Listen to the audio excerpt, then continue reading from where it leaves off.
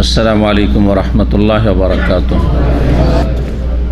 इन्नल हम्दुलिल्लाह नहमदुहु व नस्तईनुहु व नस्तगफिरुहु व नऊज़ु बिल्लाहि मिन शुरूरि अनफुसिना व मिन सय्यिआति अमालिना। मन यहदिहिल्लाहु फला मुदिल्ल लहु व मन युद्लिल फला हादिय लहु व अशहदु अन ला इलाहा इल्लल्लाह वहदहु ला शरीका लहु व अशहदु अन्ना मुहम्मदन अब्दुहु व रसूलुहु सल्लल्लाहु तआला अलैहि व अला आलिहि व सहबिहि व सल्लम तस्लीमन कसीरा। अम्मा बाद फ़क़द क़ाल इमामुल बुख़ारी रहमहुल्लाहु तआला बाबु तशहुद फ़िल ऊला। क़ाल हद्दसना क़ुतैबतु इब्नु सईद क़ाल हद्दसना बकरुन अन जाफ़र इब्न रबीअता अनिल आरज अन अब्दिल्लाह बिन मालिक बिन बुहैनता क़ाल सल्ला बिना रसूलुल्लाह सल्लल्लाहु अलैहि वसल्लम ज़ुहरा फ़क़ाम व अलैहि जुलूसुन फ़लम्मा कान फ़ी आखिर सलातिही सजद सजदतैन व हुवा जालिस। सम्मानित भातृमंडলী, আল্লাহ রাব্বুল আলামিনের প্রশংসা এবং প্রিয় নবী সাল্লাল্লাহু আলাইহি সাল্লামের উপর সালাত ও সালামের পর আজ জুমাবার 22 শাওয়াল 1444 হিজরি মোতাবেক 12 মে 2023 আমাদের ধারাবাহিক আলোচনা সহিহুল বুখারী থেকে আজানের পর্ব নম্বর 28। ইমাম বুখারী রাহিমাহুল্লাহর এই পর্বের অধ্যায় নম্বর হচ্ছে 147। বিষয়বস্তু তাশাহুদ সম্পর্কে বলছেন ইমাম বুখারী রহমতুল্লাহি আলাইহি বাবু তাশাহুদ ফিল উলা। এই অধ্যায় হচ্ছে প্রথম তাশাহুদ সম্পর্কে, প্রথম বারের তাশাহুদ। ফিল উলা মানে ফিল মাররাতিল উলা, মানে প্রথম রাকাতের নয়, কারণ উলা মানে প্রথম। কিসের প্রথম? যদি এখানে কেউ মৌসুফ উলার আগে মানে ফির রাকাতিল উলা, প্রথম রাকাতে তাশাহুদ, প্রথম রাকাতে তার তাশাহুদ হয় না, তাই না? তাহলে অর্থ ভুল হয়ে যাবে। কিন্তু যদি আল মাররা মানে বার, বাবু তাশাহুদ ফিল উলা মানে ফিল মাররাতিল উলা, প্রথমবারের তাশাহুদ, অর্থাৎ প্রথম তাশাহুদ। দুই তাশাহুদ যেসব সালাতে রয়েছে, কোন সালাতে কোন নামাজে দুই তাশাহুদ আছে? 4 অথবা 3 অথবা 4 রাকাত বিশিষ্ট সালাতে।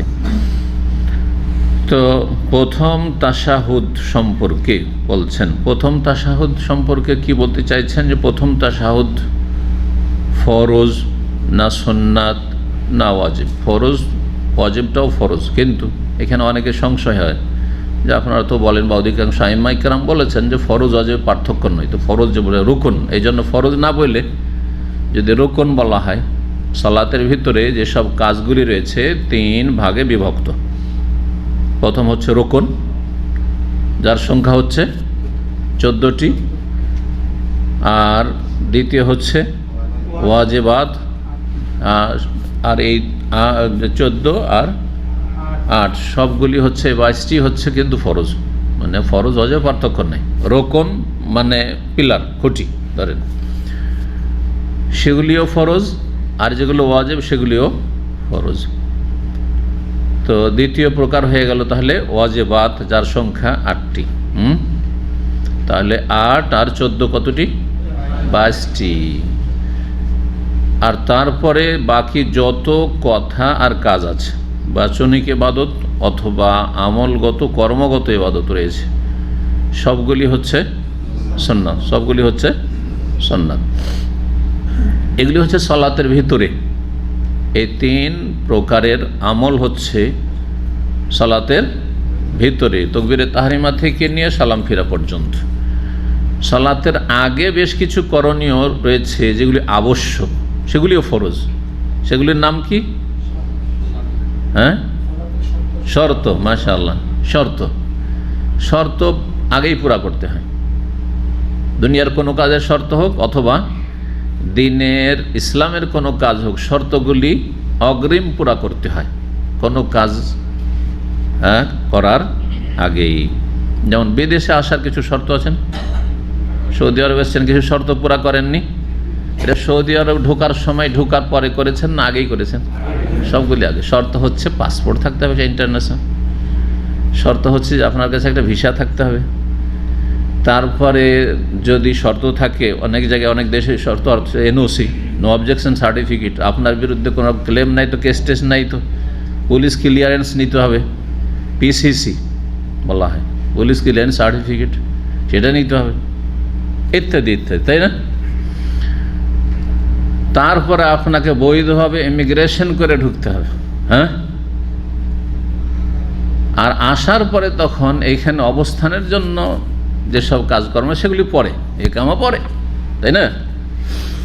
তো এই শর্ত ঠিক দুনিয়ার কাজে যেমন শর্তগুলি আগেই পুরা করতে হয় কোনো কাজের, ঠিক তেমনি এবাদত বন্দেগীর ক্ষেত্রে যে শর্তগুলি রয়েছে সেই এবাদত শুরু করার আগেই পুরা করতে হয়। সালাত শুরু করার আগেই শর্তগুলি পুরা করতে হয়। শর্ত কয়টি জানা আছে কারো? হ্যাঁ, 9টি। কে বলল? হ্যাঁ, মাশাআল্লাহ। ইসলামিক সেন্টারের নিয়মিত আলোচনায় আসার এটাই উপকারিতা, ফায়দা। কয়েকটি শর্ত বলেন তাহলে বুঝতে পারি যে এগুলো সালাতের আগেই কিন্তু আপনাকে রেডি রাখতে হবে। হ্যাঁ, মুসলিম হইতে হবে আগেই। কালেমা পড়েন না, নামাজ শুরু করেছে, হবে নামাজ? হবে না, কাফের নামাজই হবে না। মুসলিম হইতে হবে, মাশাআল্লাহ। 1 নম্বর শর্ত এটি। 2 নম্বর শর্ত, হ্যাঁ কি? আকেল মানে বিবেক সম্পন্ন হইতে হবে, পাগল হইলে হবে না। পাগলের যেহেতু সংকল্প নেই, তার উপর থেকে কলম উঠিয়ে নেওয়া হয়েছে, তার কারণ নামাজ রোজা হজ জায়গা কিছুই নেই তার।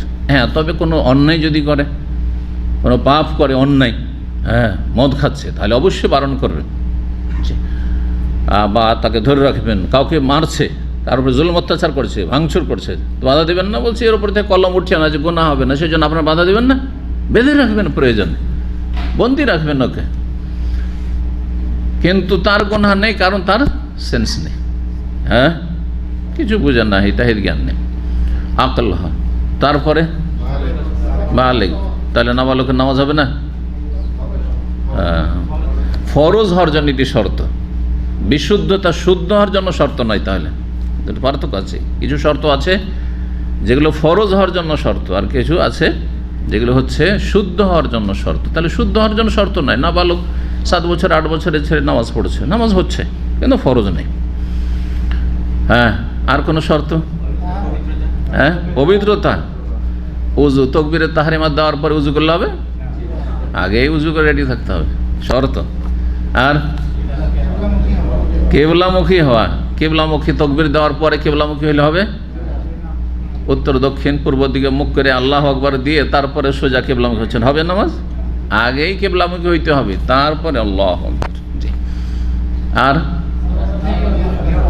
কি? অন্তরে নিয়ত করা, আগেই নিয়ত করতে হবে, এই না যে আল্লাহু আকবার তারপর নিয়ত করছি, ফরজ না নফল। কেউ ধরেন তকবীর দিয়ে নিয়েছে, তারপরে আগে তো কোনো চিন্তা করেনি, শুরু করে দিই, অটোমেটিক গিয়ারে শুরু করে দিই, কিচ্ছু মনে নেই যে ফরজ করলাম না সুন্নত পড়ছি, জোহরের সুন্নাত না ফরজ, আল্লাহু আকবার, তারপরে বলছে এখন নিয়তটা স্থির করি, চলবে না? হবে না। ইন্নামাল আমাল, আগেই নিয়ত করতে হবে। মাশাআল্লাহ। তাহলে দেখেন, এইভাবে শিখলে আপনার মানে আমল কত সুন্দর হবে, আর এলেমটা কত মানে ভিত কত মজবুত হবে। সাতরুল আওরা বলছেন না, লজ্জা স্থান আবৃত করা, গায়ে কাপড় নেই, মানুষ বিবস্ত্র হয়ে আছে, অথবা হাফ প্যান্ট পরে আছে, এদিকে নাভির নিচে নেমে আছে, না এদিকে রানের ওপরে, হাঁটুর ওপরে উঠে আছে, নামাজ হবে? হবে না। লজ্জা স্থান আবৃত হইতে হবে। যে পুরুষদের ক্ষেত্রে, মহিলাদের ক্ষেত্রে গোটা শরীর ঢাকা থাকতে হবে, একমাত্র চেহারা আর হাত আর পায়ের ক্ষেত্রে ইখতিলাফ রয়েছে, যদিও ভালো, ফরজ নয়, পাটা কিন্তু ওপর ভাগ যেন টাকনার নিচ পর্যন্ত মহিলাদের থাকে। যাই হোক, এগুলি হচ্ছে শর্ত। এই ধরনের যে শর্তগুলো রয়েছে, এগুলো শর্ত আগে পুরা করতে হবে।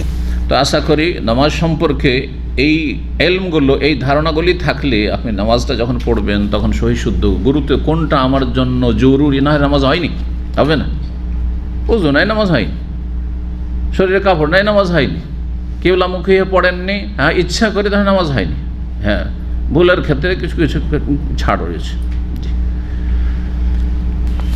যাই হোক, প্রথম তাশাহুদ।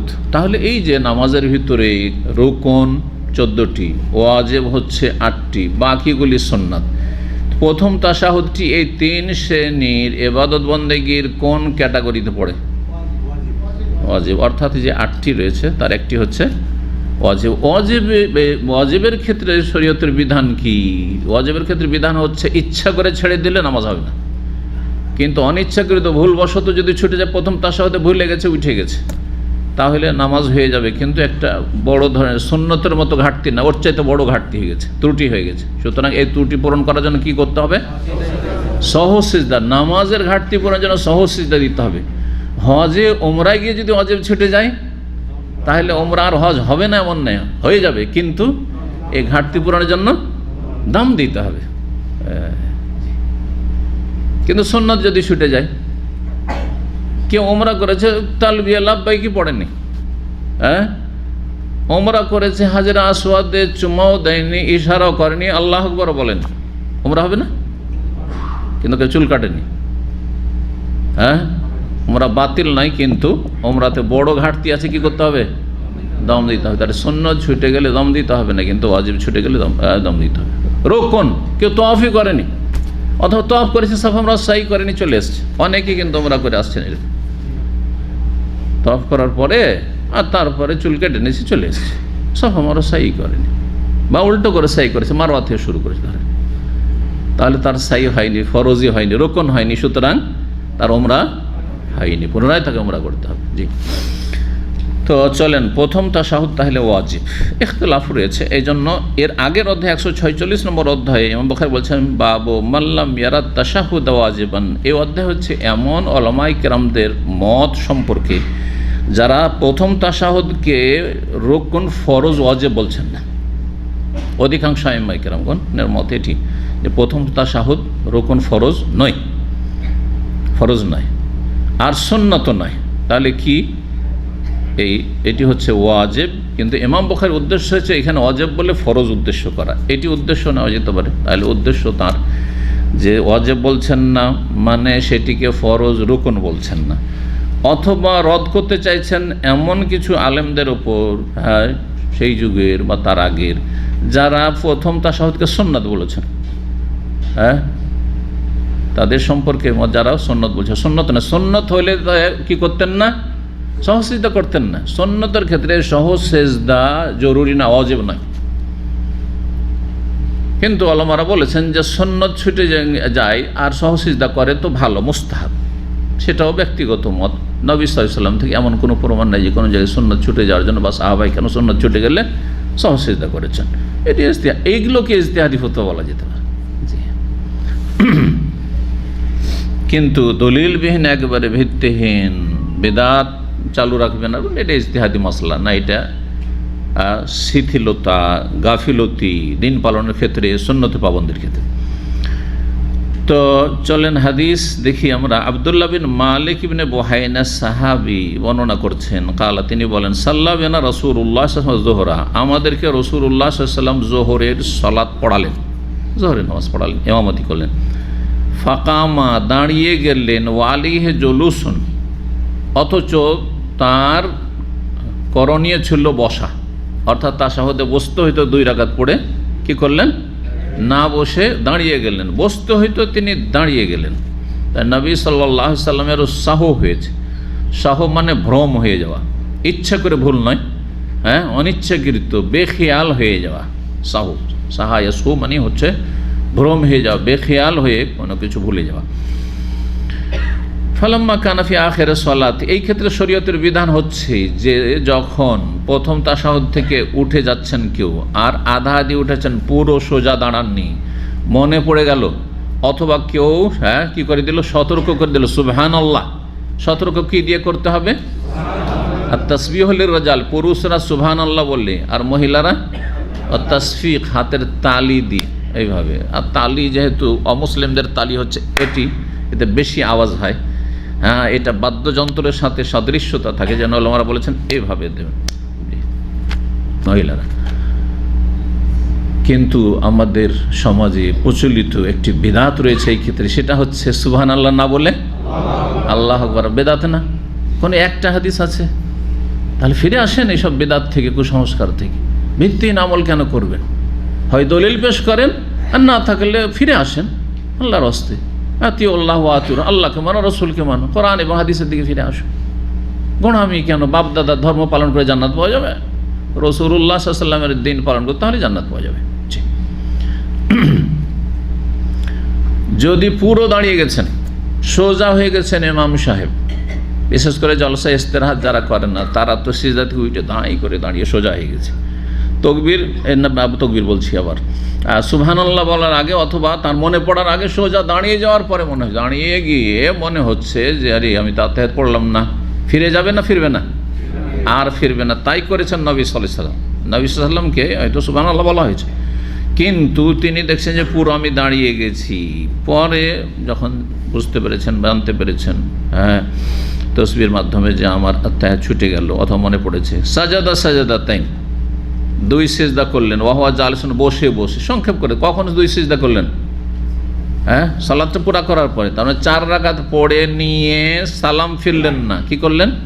আগে দুই সিজদা করলেন বসে, তারপরে সালাম ফিরেছেন, যেটা এখানে নেই কিন্তু অন্য হাদিসে রয়েছে। তার আগের হাদিস 829 নম্বর হাদিসে রয়েছে, এটি ছিল 830। তার আগের হাদিসে দেখেন এই সাহাবী আব্দুল্লাহ বিন বুহাইনা থেকে সেম হাদিস, কিন্তু তাতে অতিরিক্ত হাত্তা ইযা কাযা সলাতা, যখন সলাত সম্পূর্ণ হয়ে গেল, মানে 4 রাকাত পড়া হয়ে গেল।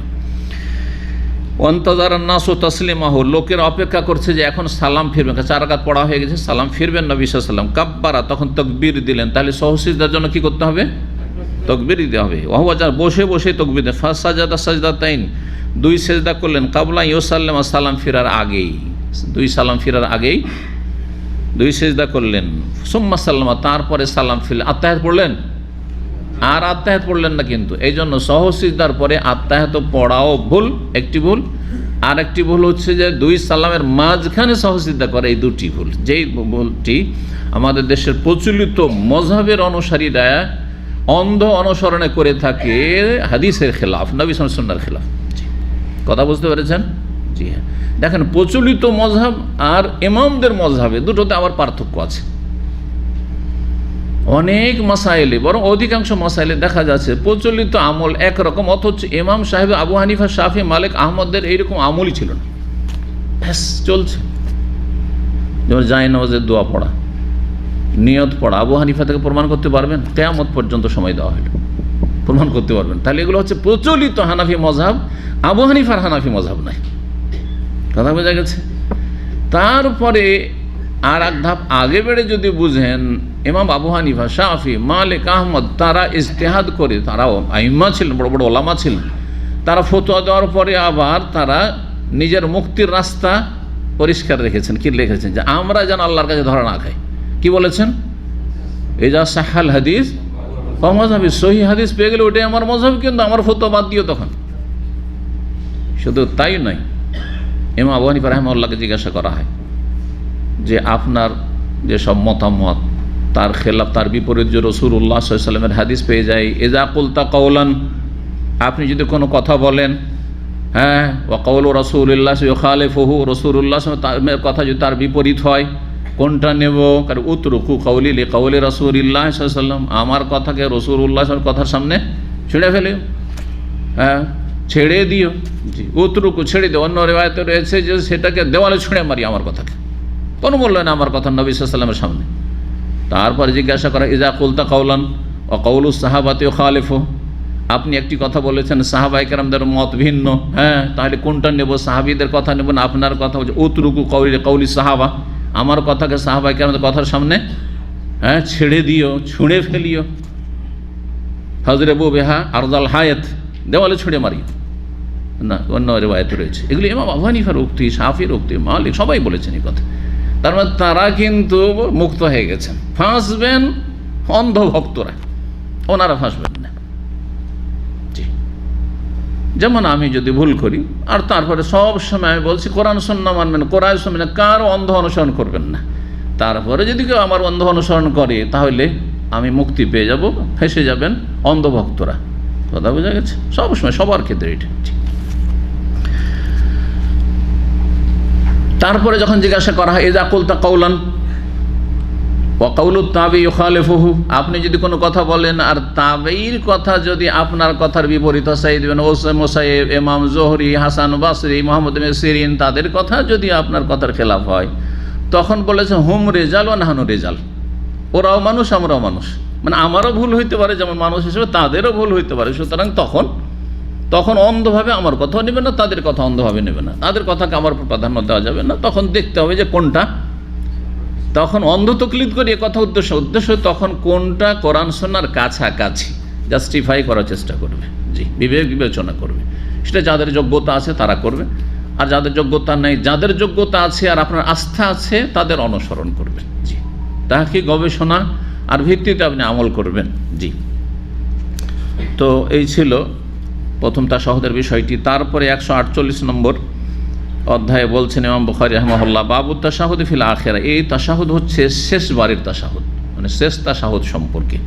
শেষ তাশাহুদ হচ্ছে রোকন ফরজ, হ্যাঁ, অর্থাৎ শেষ তাশাহুদ কেউ যদি ইচ্ছা করে ছেড়ে দেয় তবুও নামাজ হবে না, আর ভুলে যায় তবুও নামাজ হবে না, কারণ গোটা নামাজের একটি তাশাহুদ, সুতরাং নামাজটাই হবে না, নামাজটাই হবে না। যদি সময় থাকে এখনও তাহলে কি করতে হবে, তাশাহুদ কমপ্লিট করবে, আর যদি সময় না থাকে তাহলে সাধারণত এটা হয় না, তাশাহুদ ভুলে না, ভুলে অন্য কিছু আরও কিছু ভুলে, যেগুলো অনেক ফরজ আছে অনেক সময় ভুলে যায়। অনেকে তাকবীর তাহরিমা ভুলে যায়, গিয়ে পরে লেগেছেন জামাত শুরু হয়ে গেছে, এই ক্ষেত্রে ভুলার সম্ভাবনা খুব বেশি। হ্যাঁ, ছুটে গিয়ে রাকাত ধরার জন্য রুকুতে লেগে গেলেন, আর এদিকে আল্লাহু আকবার বলেননি, অথবা আল্লাহু আকবার বলেছেন কিন্তু তাকবীরের তাহরিমার নিয়ত করেননি, ও রুকুতে যাওয়ার তাকবীরের নিয়ত করেছেন, তাহলে ওয়াজিবের নিয়ত করেছেন কিন্তু রুকুনের নিয়ত করেননি, তাহলে নামাজ হবে না, কারণ গোটা নামাজের একটাই তাকবীরের তাহরিমা, নামাজটাই বাতিল আপনার। এই জন্য সজাগ থাকতে হবে যে আপনি শুধু রাকাত ধরা ধান্দায় থাকবেন না, আপনার নামাজটা সহি শুদ্ধ হয়, তাড়াহুড়া করতে গিয়ে আসলটাই গায়েব, এমনটা যেন না হয়। শেষ তাশাহুদ হচ্ছে রুকুন ফরজ, এটি হচ্ছে অধিকাংশ আইম্মায়ে কেরামদের মত, আর এর দলিল হচ্ছে নবী সাল্লাল্লাহু আলাইহি ওয়াসাল্লাম তাশাহুদবিহীন, এক তো তাশাহুদে বসেছেন, তাশাহুদের ক্ষেত্রে দুটো জিনিস কিন্তু, বসাও রুকুন আর তাশাহুদ পড়া, আত্তাহিয়াত পড়াও রুকুন। তাশাহুদ বলতে দুটোই বোঝায়, একটা হচ্ছে তাশাহুদের বৈঠক, বসা, দাঁড়িয়ে পড়লে সেটা হবে না, আর আরেকটি হচ্ছে তাশাহুদ পাঠ করা, দুটোই হচ্ছে রুকুন ফরজ। তাহলে কেউ বসলো কিন্তু আত্তাহিয়াত পড়লো না, নামাজ হবে না, আর কেউ বসলো না আত্তাহিয়াত পড়লো কিন্তু দাঁড়িয়ে পড়লো, তাও নামাজ হবে না। কথা বোঝা গেছে, কারণ রুকুন। তবে হানাফি মাযহাবে এই তাশাহুদ রুকুন নয় তাদের কাছে, বিভিন্ন বিষয়গুলিতে ইখতিলাফ রয়েছে, কিন্তু দেখা যাচ্ছে অধিকাংশ আইম্মায়ে কেরামদের মতটি বেশি শক্তিশালী। কি জন্য? কারণ নবী সাল্লাল্লাহু আলাইহি ওয়াসাল্লামের জীবনে কোনো একটি নামাজের কেউ প্রমাণ দিতে পারবে না যে আত্তাহিয়াত ছাড়া তিনি নামাজ পড়েছেন, হ্যাঁ, অথবা সাহাবায়ে কেরামদেরকে বলেছেন তো আত্তাহিয়াত না পড়লেও চলবে, কিছুক্ষণ বসলেই চলবে। হানাফি মাযহাবে তাশাহুদ পড়ার সমান পরিমাণ ইমাম বা মুক্তাদি কেউ যদি বসে, অতক্ষণ বসলেন, মেকদারুত তাশাহুদ এতটা যথেষ্ট। ফিকার কিতাব কদুরি, হেদায়েত, এই ভাষাগুলি আছে, কারণ আমরা ওই কিতাবগুলি পড়েছি। কিন্তু মেকদারুত তাশাহুদ, মেকদার মানে পরিমাণ, যতক্ষণ আত্তাহিয়াত পড়তে লাগে অতক্ষণ বসলেই হয়, বসতে হবে, বসলেই হবে। সালাম ফেরাও তাদের কাছে হানাফি মাযহাবে ফরজ নয়, বরং নামাজ পরিপন্থী ইচ্ছাকৃত কোনো কাজ করলেই হবে। নামাজ বিপরীত, নামাজ ভঙ্গকারী কোনো কাজ ইচ্ছা করে করলেও নামাজ শেষ হয়ে যাবে, সমাপ্ত হয়ে যাবে। জি, এই জন্য এমন এমন উদাহরণ রয়েছে সেই ক্ষেত্রে যেগুলো অনেক সময় লজ্জাকর, যার ফলে ফিরে আসতে হবে কোরআন সুন্নাহর দিকে। নবী সাল্লাল্লাহু আলাইহি ওয়াসাল্লাম জীবনে একটি নামাজ পড়েছেন যেখানে সালাম ফিরেননি, কি প্রমাণ দিতে পারবে? না। তাহলে বোঝা গেল যে আজীবন ফরজ, নফল, সুন্নাত তার সবই সালাম, আসসালামু আলাইকুম রাহমাতুল্লাহ, আসসালামু আলাইকুম রাহমাতুল্লাহ দিয়ে নামাজ পড়েছেন। তাহলে আপনি কি করে এটা জায়েজ মনে করছেন যে সালাম না ফিরেও নামাজ বিপরীত কোনো কাজ করলেই নামাজটা হয়ে যাবে? কি করে হইতে পারে? ওটি হবে না। এইরকমই আল্লাহু আকবার বলা তাদের কাছে ফরজ নাই, বরং আল্লাহর গুণমূলক কোনো কিছু বললেই নামাজ হয়ে যাবে। তাহলে হানাফি মাযহাবের কেউ ধরেছে আল্লাহু আকবারে যেহেতু আল্লাহু আজিম কেউ বলে, আল্লাহু আজম কেউ বলে, আল্লাহু কবির বলে, হ্যাঁ, আল্লাহু রাজ্জাক বলে, হয়ে যাবে। দলিল, জীবনে একবার আল্লাহু আকবার ছাড়া অন্য কিছু বলেছেন নবী সাল্লাল্লাহু আলাইহি ওয়াসাল্লাম? এই বিষয়গুলি মনে রাখতে হবে। যখন নবী সাল্লাল্লাহু আলাইহি ওয়াসাল্লাম সারা জীবন সমস্ত নামাজ পড়েছে আল্লাহু আকবার তাকবীর দিয়ে, কেউ সুবহানাল্লাহ বললে হবে না, তাকবীরে জায়গায় সুবহানাল্লাহ হবে নামাজ? জীবনে একবার করেননি নবী সাল্লাল্লাহু আলাইহি ওয়াসাল্লাম। আলহামদুলিল্লাহ নামাজ হবে? লা ইলাহা ইল্লাল্লাহ হবে? সেগুলো আল্লাহর জিকির, কিন্তু নামাজ হবে না। কারণ আপনি রাসূলুল্লাহ সাল্লাল্লাহু আলাইহি ওয়াসাল্লামের তরিকা করলেন না, এমন তরিকায় যেই তরিকায় কখনো তিনি ছাড় দেননি। ব্যতিক্রম, মাঝে মধ্যে যদি ছেড়ে দিতেন তো ওদের মাঝে মধ্যে চলে। বাবু তাশাহুদ ফিল আখিরা, শেষ তাশাহুদ সম্পর্কে 831 নম্বর হাদিস শাকিব বিন সালামা তাবি বর্ণনা করেছেন, বলছেন কাল আব্দুল্লাহ মাসউদ রাদিয়াল্লাহু তাআলা আনহু বলেছেন, জি শাকিব বিন সালামা তিনি আব্দুল্লাহ মাসউদ রাদিয়াল্লাহু তাআলা আনহুর প্রখ্যাত ছাত্র তাবি। তিনি বলছেন কুন্না ইযা সাল্লাইনা খালফা রাসূলিল্লাহ, আব্দুল্লাহ মাসউদ প্রথম দিকে ইসলাম গ্রহণ করেছিলেন মক্কায়, যখন হাতে গোনা কয়েকজন ইসলাম গ্রহণ করেছিলেন এবং খুব দুর্বল মানুষ ছিলেন তিনি। জি, জুলমের শিকার হয়েছেন মক্কার কাফেরদের কাছে। নবী সাল্লাল্লাহু আলাইহি ওয়াসাল্লামের কাছাকাছি সবসময় থাকতেন, এত ঘনিষ্ঠ সম্পর্ক ছিল এবং পারিবারিক সম্পর্ক ছিল, যাতায়াত ছিল যে অনেকে মনে করতে আব্দুল্লাহ মাসউদ হয়তো নবী সাল্লাল্লাহু আলাইহি ওয়াসাল্লামের পরিবারের কোনো সদস্য, এত বিশিষ্ট সাহাবী। তো আব্দুল্লাহ মাসউদ রাদিয়াল্লাহু তাআলা আনহু সম্পর্কে তার ছাত্র বলছেন যে আমার ওস্তাদ বলেছেন কুন্না ইযা সাল্লাইনা, যখন আমরা নামাজ পড়তাম, সালাত আদায় করতাম, খালফা রাসূলিল্লাহ সাল্লাল্লাহু আলাইহি রাসূলুল্লাহ সাল্লাল্লাহু আলাইহি ওয়াসাল্লামের পেছনে, কুলনা তখন আমরা বলতাম, প্রথম দিকে যখন সালাত মেরাজে সালাত ফরজ হলো, নামাজ ফরজ হলো, আমরা নামাজ পড়তাম, তখন বলতাম আসসালামু আলা জিবরিল ওয়া মিকাইলা, আসসালামু আলা ফুলানিন ওয়া ফুলানিন, এইরকম করে বলতাম, মানে আত্তাহিয়াতের সাথে বা এমনিতে। তখন আত্তাহিয়াতের বিধান নাযিল হয়নি, আত্তাহিয়াত আসছে। নামাজে তো কিছু বলতে হবে, আল্লাহর জিকির আছে, আল্লাহর কাছে দোয়া করতে হবে। তো আমরা কী করতাম, আসসালামু আলা জিবরাইল, আসসালামু আলা মিকাইল, আসসালামু আলা ইসরাফিল, হ্যাঁ আসসালামু আলা ফুলান ও ফুলানি, যাকে ভালোবাসি, প্রিয়জন, আপনজন, অমুক রবে সালাম, অমুক রবে সালাম, অমুক রবে সালাম, এইরকম করে আমরা দোয়া করতাম বৈঠকে। ফালতাফাতা ইলাইনা রাসূলুল্লাহ সাল্লাল্লাহু আলাইহি ওয়াসাল্লাম, তখন রাসূলুল্লাহ সাল্লাল্লাহু আলাইহি ওয়াসাল্লাম আমাদের দিকে ফিরে দেখলেন আর বললেন ইন্নাল্লাহু আসসালাম। শুধু তাই না, আরেকটি riwayate রয়েছে সর্বপ্রথম বলতে আসসালামু আলাল্লাহ, আল্লাহকে সালাম। আচ্ছা, কেউ যদি আল্লাহকে সালাম বলে, আল্লাহ তোমাকে আমি সালাম বলছি, হ্যাঁ হে আল্লাহ তোমাকে সালাম, জায়েজ না? না জায়েজ? কেন না জায়েজ? যে বলবে হাত তুলবে। হ্যাঁ, সালাম আল্লাহর পক্ষ থেকে, শান্তি আল্লাহর পক্ষ থেকে। হ্যাঁ, তো শান্তির দোয়া করলাম যে আল্লাহ শান্তিতে থাকে। নাকি একজন? হ্যাঁ, আল্লাহর নাম সালামত হাদিসে এলো, শান্তির মালিক আল্লাহ। হ্যাঁ, শান্তির মালিকই হচ্ছে আল্লাহ রব্বুল আলামিন। তো আপনি আর আল্লাহ রব্বুল আলামিন যখন সমস্ত শান্তির মালিক, সমস্ত শান্তির মালিক, সমস্ত সৃষ্টি শান্তির মালিক, সমস্ত দুনিয়ার মাখলুকাতের শান্তির মালিক, তো তার জন্য আবার সালামের কিসের দোয়া? হ্যাঁ, বোঝা গেছে, তিনি সালাম দাতা, আমাদেরকে শান্তি দাতা, সৃষ্টিকুলকে। তো এই জন্য নবী সাল্লাল্লাহু আলাইহি ওয়াসাল্লাম বললেন, দেখো তোমরা এইভাবে আসসালামু আলাল্লাহ, অন্য রিওয়ায়াতে আসসালামু আলা জিবরাইল, আসসালামু আলা মিকাইল। হ্যাঁ, জিবরাইল মিকাইলের জন্য সালামে দোয়া করা যায়, কিন্তু এইটা এইভাবে দোয়া না, কারণ এটা মন গড়া। তাহলে বোঝা যাচ্ছে নামাজে মন গড়া দোয়া করলে হবে না, একমাত্র দোয়ার ক্ষেত্র ছাড়া। দোয়ার ক্ষেত্রে সেজদায় তসবিহ পড়ে নিয়ে আপনার নিজের মন মতো দোয়া করেন, দুনিয়া আখিরাতের। আর আত্তাহিয়াত পড়া হয়েছে, দুরুদ পড়া হয়ে গেছে, তারপরে সালামের আগেখানে যদি আপনি ইচ্ছা মতো দোয়া করেন, তার বৈধতা আছে, কারণ হাদিস আসছে। কথা বোঝা গেছে না? কিন্তু আত্তাহিয়াতের বিকল্প হিসেবে কেউ যদি মন গড়া দোয়া পড়ে, দুরুদে আল্লাহুম্মা সাল্লি আলা মুহাম্মদ, আল্লাহ বারিক আলা মুহাম্মাদের বিপরীত যদি কেউ মন গড়া পড়ে, চলবে?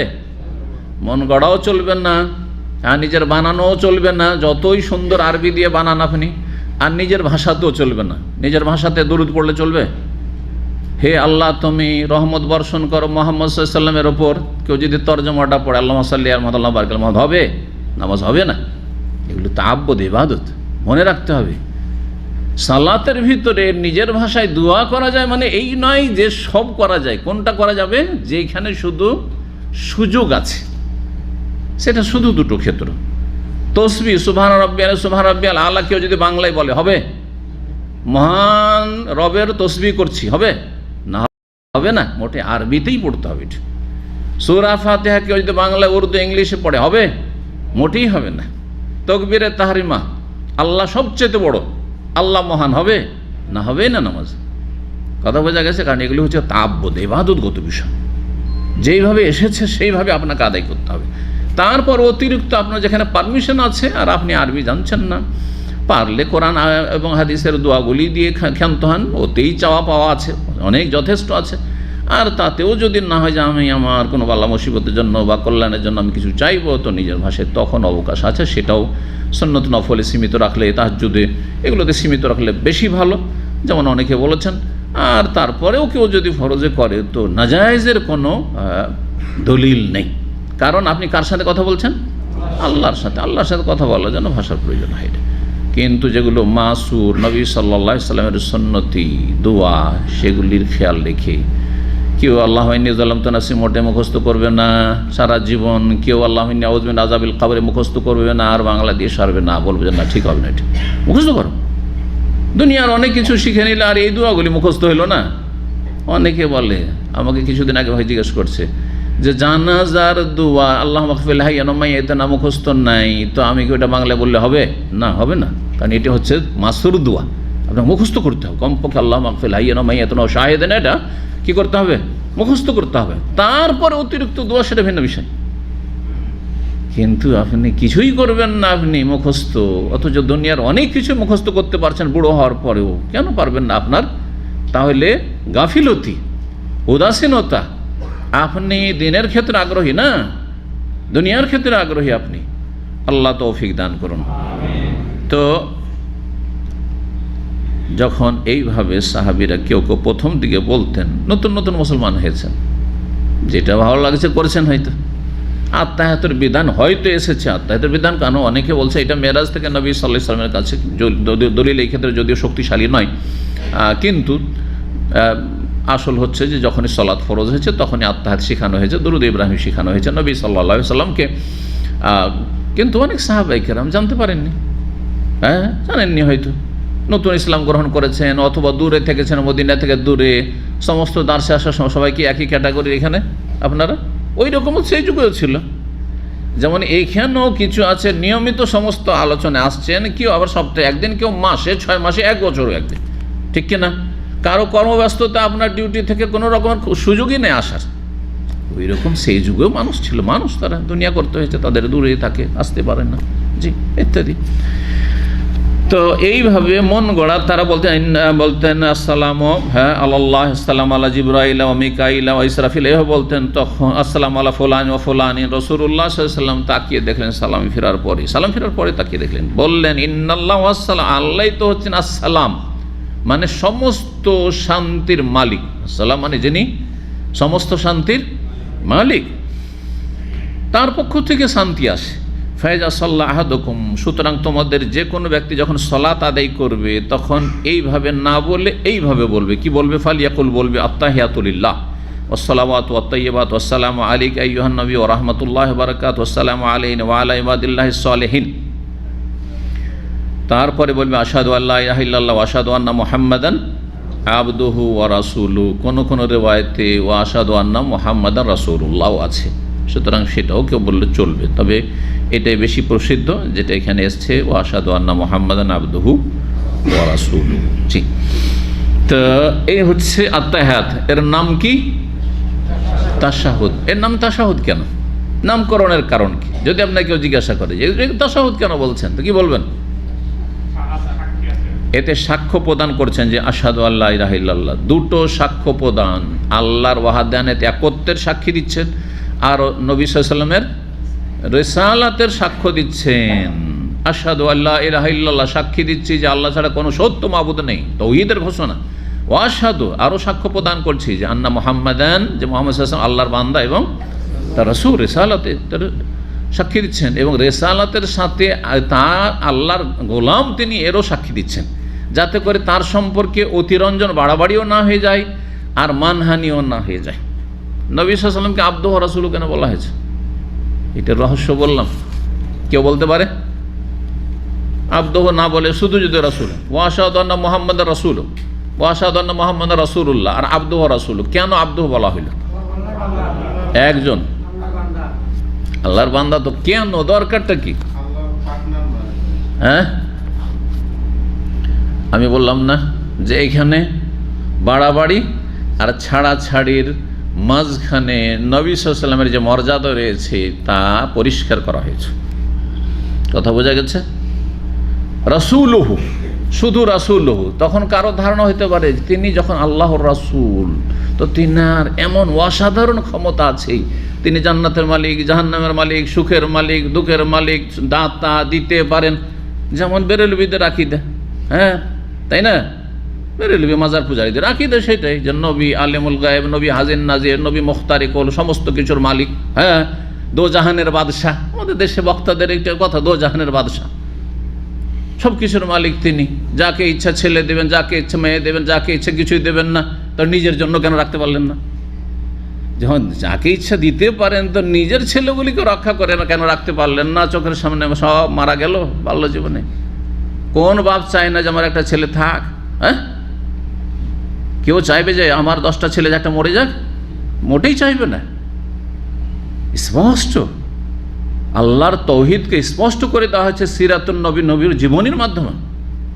তো আবদহু যখন বলা হইল, তখন যেন জানিয়ে দেওয়া হচ্ছে মানব জাতিকে, দেখো মুহাম্মদ সাল্লাল্লাহু আলাইহি ওয়াসাল্লাম হচ্ছে আল্লাহর গোলাম। তুমি যেমন আল্লাহর গোলাম, তেমন তিনিও আল্লাহর গোলাম। তিনি মাবুদ নন। আল্লাহর ক্ষমতায়, আল্লাহর কাজে, আল্লাহর ইবাদতে তার কোনো শরিকানা নেই, অংশীদারিত্ব নেই। আবদহর মাধ্যমে জানিয়ে দেওয়া হইল। ওয়া রাসূলুহু বলে জানিয়ে দেওয়া হলো যে আবদহু, আল্লাহর বান্দা, মানে মনে করি না যে তোমার মতোই তিনি। আবার এটাও মনে করো, মানহানিও করি না, ওপরে উঠেও না বেশি আর নিচেও নামায়ও না। ওয়া রাসূলুহু, তোমার মতো বান্দা না। হ্যাঁ, তিনি বান্দার সাথে বিশিষ্ট বান্দা, সবচাইতে শ্রেষ্ঠ বান্দা, সবচাইতে শ্রেষ্ঠ আল্লাহর গোলাম। আর তিনি রাসূল। আর রেসালাতে, নবুয়াতে তারপর আর কারো অংশ নেই। রেসালাত, নবুয়াতে দরজা বন্ধ করে দেওয়া হয়েছে। তাকে তার উচ্চ মর্যাদা দেওয়া হলো রেসালাতের মাধ্যমে। আর তাকে উঠাইতে পারে আল্লাহর কাছাকাছি না নিয়ে চলে যান, সেই জন্য ঘোষণা করলেন আপনি আবদ, তিনি আল্লাহর বান্দা। আল্লাহ মাবুদ আর তিনি আবদ, আল্লাহর গোলাম। এটাই হচ্ছে মধ্যম পন্থা। সমস্ত ক্ষেত্রে ইসলাম হচ্ছে মধ্যম পন্থা।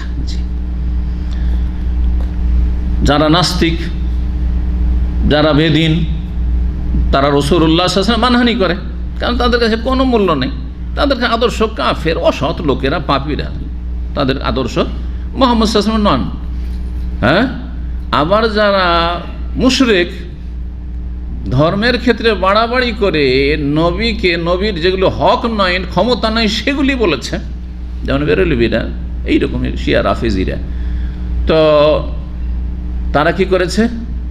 নবীকে যেখানে তার জায়গা, সেখান থেকে ওপরে উঠিয়ে দিয়েছে। এই দুটোই দল এজন্য পথ, যেমন নাস্তিক বেদিনরা পথভ্রষ্ট জাহান্নামের পথে, তেমনি মুশরিক বহুত্ববাদী যারা নবীকে আল্লাহর অংশীদার বানিয়ে দিয়েছে বা আল্লাহর হক নবীকে দিয়ে দিয়েছে, তারাও ওই রকমই অভিশপ্ত, গজবপ্রাপ্ত এবং জাহান্নামের পথে।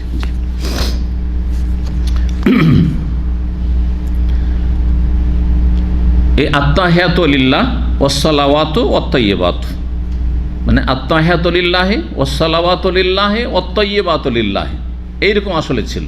হারফে আতফ, এবং এর মানে এটি হয়, তাহিয়াত আল্লাহর জন্য, আর সলাওয়াত আল্লাহর জন্য, আর তৈয়বাত আল্লাহর জন্য, শাব্দিক অর্থ।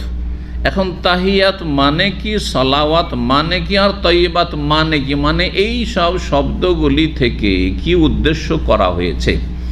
তাহিয়াত মানে তো হয় সালাম, অভিবাদন, তাই না? ওয়াইজা হাইয়াতুম বিতাহিয়াতিন, তাহিয়া মানে কি হয়? সালাম। জি, ওয়া তাহিয়াতুহুম ফিহা সালাম, কোরআনে রয়েছে। জান্নাতে জান্নাতীদের অভিবাদন হবে, তাহিয়া হবে কিসের? সালাম, আল্লাহর পক্ষ থেকে। সালামুন আলাইকুম তিবতুম ফাদখুলুহা খালিদিন। জি, সালামুন আলাইকুম, সালামুন আলাইকুম বিমা সাবারতুম ফানি'মা উকবাদ-দার। তাহিয়া মানে হচ্ছে তাহলে অভিবাদন। অভিবাদন কি দিয়ে হয়? জবান দিয়ে হয়। অভিবাদন কি দিয়ে হয়? জবান দিয়ে, বাক শক্তি দিয়ে হয়। এই কথাটা মনে রাখেন, যাতে অর্থটা মনে থাকে, গোলমাল না করে দেন, সেই জন্য বলে। সালাত মানে হচ্ছে দোয়া। হ্যাঁ, সালাত মানে দোয়া। সলাত মানে হচ্ছে নামাজ, তাই না?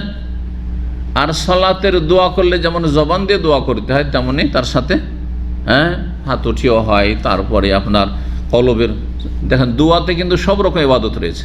কলবের ইবাদত, মনোযোগী হয়ে আল্লাহর কাছে চাইছেন আপনি। জবানের ইবাদত, জবানে বলছেন যে আল্লাহ কিছু দাও আর কিছু থেকে রক্ষা করো।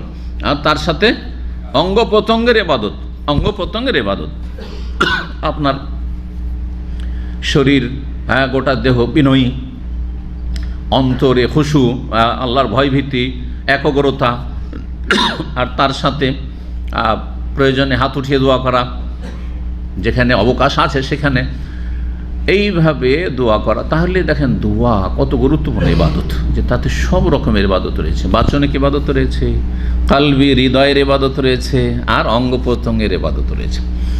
সালাত, নামাজও ওই রকমই। কিন্তু নামাজ দেখেন, নামাজে কলবের ইবাদত, খুশু, ওয়াল্লাযীনা ফি সালাতিহিম খাশিউন, জি হ্যাঁ, খুশু, মনোযোগী হয়ে একগ্রতার সাথে।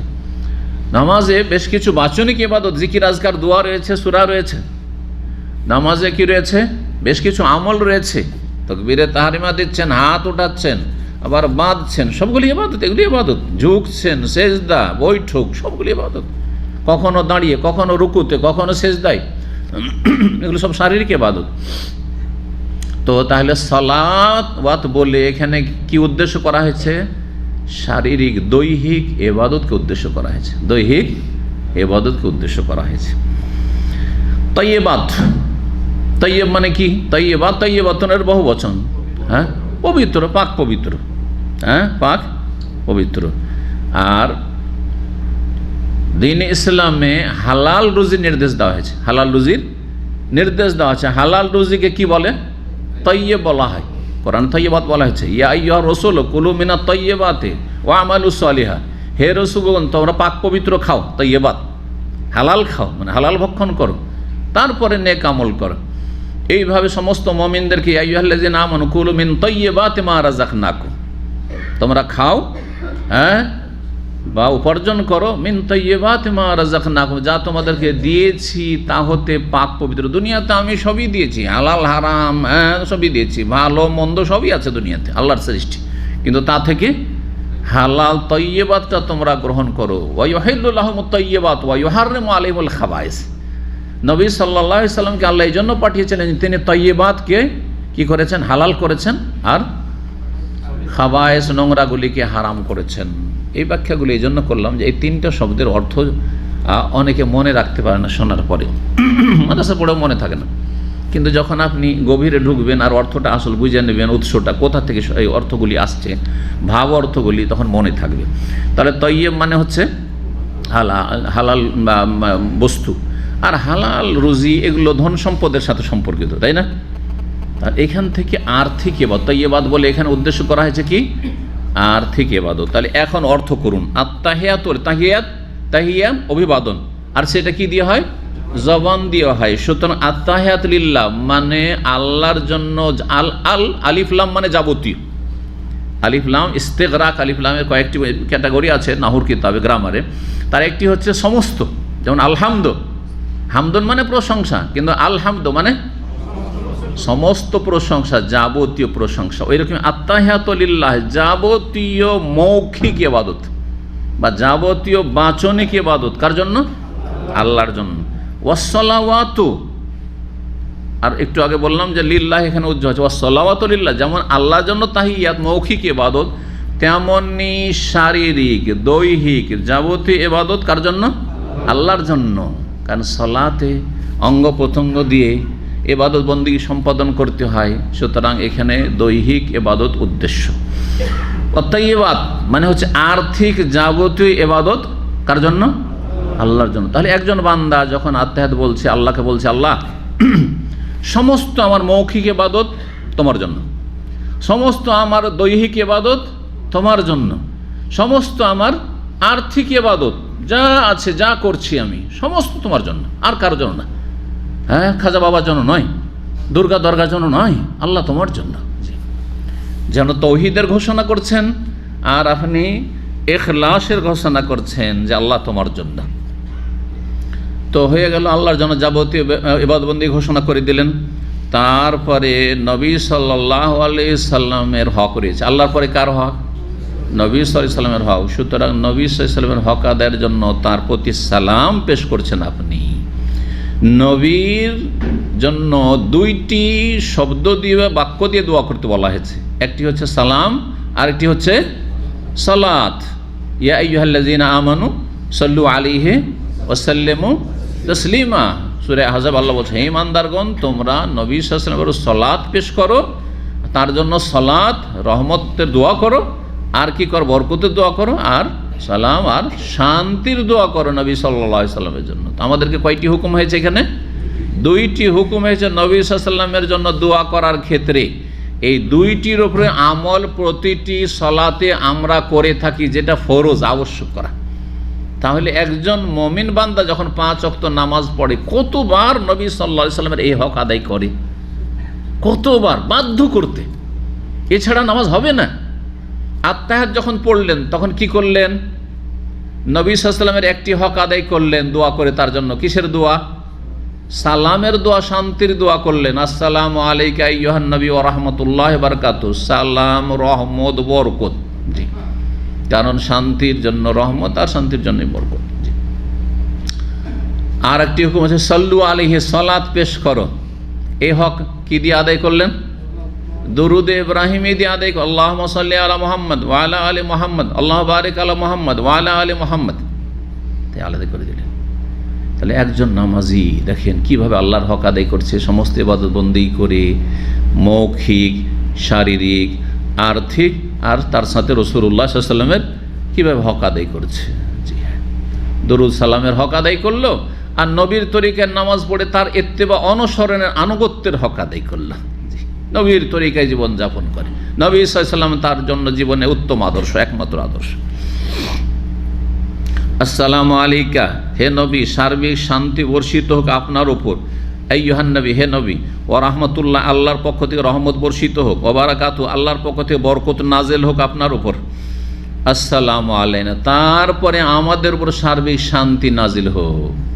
কার জন্য আগে দোয়া? নিজের জন্য না নবী? নবী সাল্লাল্লাহু আলাইহি সাল্লাম আমার কাছে, আপনার কাছে এত প্রিয় যে আল্লাহর পরে সবচেয়ে প্রিয় সমস্ত সৃষ্টির মধ্যে, এমনকি আমার চাইতো, আপনার জীবনের চাইতো। এ কথাই তো নবী সাল্লাল্লাহু আলাইহি ওয়াসাল্লাম বলেছে, লা ইউমিনু আহাদুকুম হাত্তা আকুনা আহাব্বা ইলাইহি ওয়ালিদিহি ওয়া ওয়ালাদিহি ওয়ান নাসি আজমাইন। অতক্ষণ পর্যন্ত পূর্ণরূপে খাঁটি মুমিন হইতে পারো যতক্ষণ পর্যন্ত আমি তার কাছে সবচেয়ে বেশি প্রিয় না হয়ে যাব। মে ওয়ালিদিহি, তার মাতা পিতার চাইতে, ওয়া ওয়ালাদিহি, ছেলে মেয়ের চাইতে, ওয়ান নাস, সমস্ত মানুষের চাইতে। ওমর রাদিয়াল্লাহু তাআলা আনহুকে বলছেন, হাত্তা মিন নাফসিক, এমনকি তোমার চাইতে বেশি যাতে করে আমি প্রিয় তোমার কাছে। মানুষের জানটা, নিজের জীবনটা সবচেয়ে প্রিয়। কিন্তু এইটা যখন দুর্দিন আসে, হ্যাঁ, যখন এমন পরিস্থিতি যে আমার জান বাঁচবেন না, এই মুহূর্তে আমাকে নাজাতের, মুক্তির ব্যবস্থা নিতে হবে, নাহলে আমি এক্ষুনি শেষ হয়ে যাব, তখন আগে কার চিন্তা করে? আগে নিজের চিন্তা করে। নিজের চিন্তা করে, আগে নিজের জান, তারপরে তখন চিন্তা করে আমার স্ত্রী আছে, আমার বাল বাচ্চা আছে, ছেলে মেয়ে আছে, তাদেরকে উদ্ধার করি। নিজেই বাঁচতে না পারলে আর কী করে অন্যকে উদ্ধার করবে? জি, তার চাইতে বেশি রাসূলুল্লাহ ভালোবাসা। এই জন্য আগে রসুলের প্রতি সালাম, আর তারপরে আমার আপনার উপর সালাম। বলছেন আসসালামু আলাইনা, তারপরে আমাদের উপর শান্তির ধারা বর্ষিত হোক। ওয়া আলা ইবাদিল্লাহিস সালিহিন, আর তারপরে আল্লাহর যত নেক বান্দা আছে সবার উপর শান্তি বর্ষিত হোক। আল্লাহর নেক বান্দা কারা? হ্যাঁ, সমস্ত মালায়েকা ফেরেশতা, হ্যাঁ, সে আসমানে হোক আর জমিন হোক, সমস্ত মুমিন মুসলিম জিন, তাদের জন্য দোয়া করলেন। সমস্ত আদম সন্তানের মধ্যেকার মুমিন মুমিনাত, যত মুমিন মানুষ রয়েছে, সে বিগত হোক, আদম আলাইহিস সালাম থেকে শুরু যারা চলে গেছে তারাও সলেহিন নেক, হ্যাঁ, আর যারা বর্তমানে পৃথিবীতে, সারা পৃথিবীতে আছে, যেখানকারই হোক না কেন, আর আগামীতে কিয়ামত পর্যন্ত যত সলেহিন ভালো মানুষ আসবে, মুমিন, সবার জন্য দোয়া করলেন। কত ব্যাপক অর্থপূর্ণ দোয়া।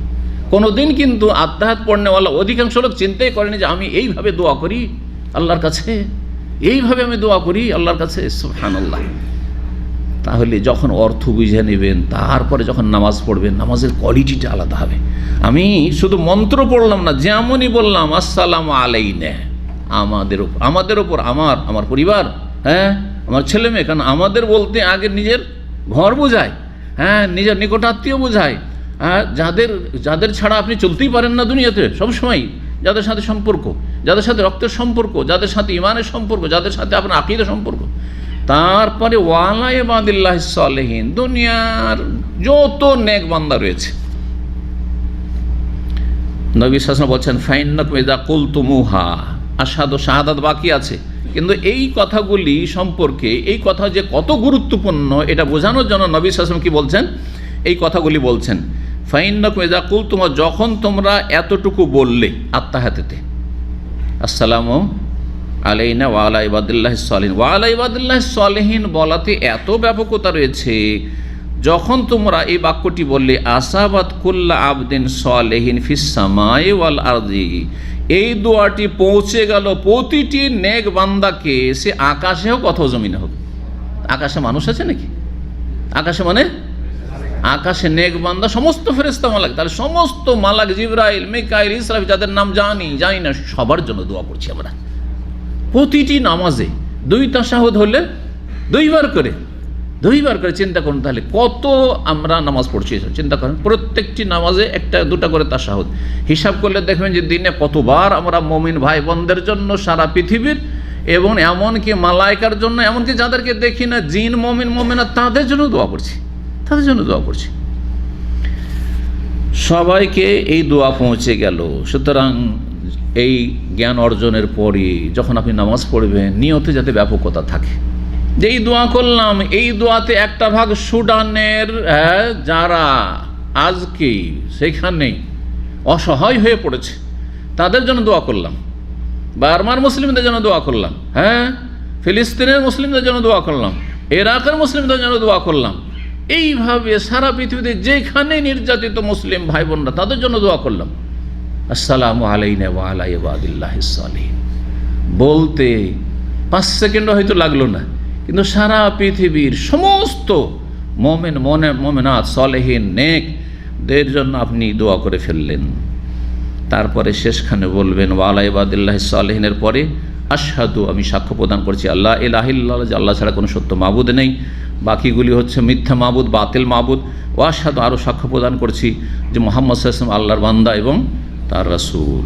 এর নাম হচ্ছে তাশাহুদ, এই দোয়ার নাম হচ্ছে তাশাহুদ। জি, শেষ তাশাহুদ এটি। শেষ তাশাহুদ হচ্ছে রোকন, যেটি ছুটে গেলেও নামাজ হবে না, আর ছেড়ে দিলেও নামাজ হবে না। 149 নম্বর অধ্যায় বলছেন বাবুদ দোয়া কাবলাস সালাম। এই অধ্যায় হচ্ছে সালামের পূর্বে দোয়া সম্পর্কে, সালামের পূর্বে দোয়া সম্পর্কে। ইমাম বুখারী রাহমাহুল্লাহর জন্য বেশি ভালো হইতো যে আত্তাহিয়াতের যখন তাশাহুদের আলোচনা হইল, তাহলে এখানে দুরূদ ইব্রাহিমি নিয়ে আসবেন, কথা ঠিক কিনা? কিন্তু তিনি শুরু করেছেন তারপরের অধ্যায়ে আত্তাহিয়াতের পরে কি, সালামের আগে দোয়া, সালামের আগে দোয়া। তো মাঝখানে একটু গ্যাপ থেকে গেল না? হ্যাঁ, দুরূদটা এখানে উল্লেখ করা হলো না। জি, দেখেন, যদি তিনি ইচ্ছা করে ছেড়ে থাকেন অথবা অনিচ্ছাকৃত ভুলে গিয়ে ছাড়েন, ভুলে গেলেও তো মানুষের ত্রুটি, তাই না? আর ইচ্ছা করে ছাড়লেও ত্রুটি।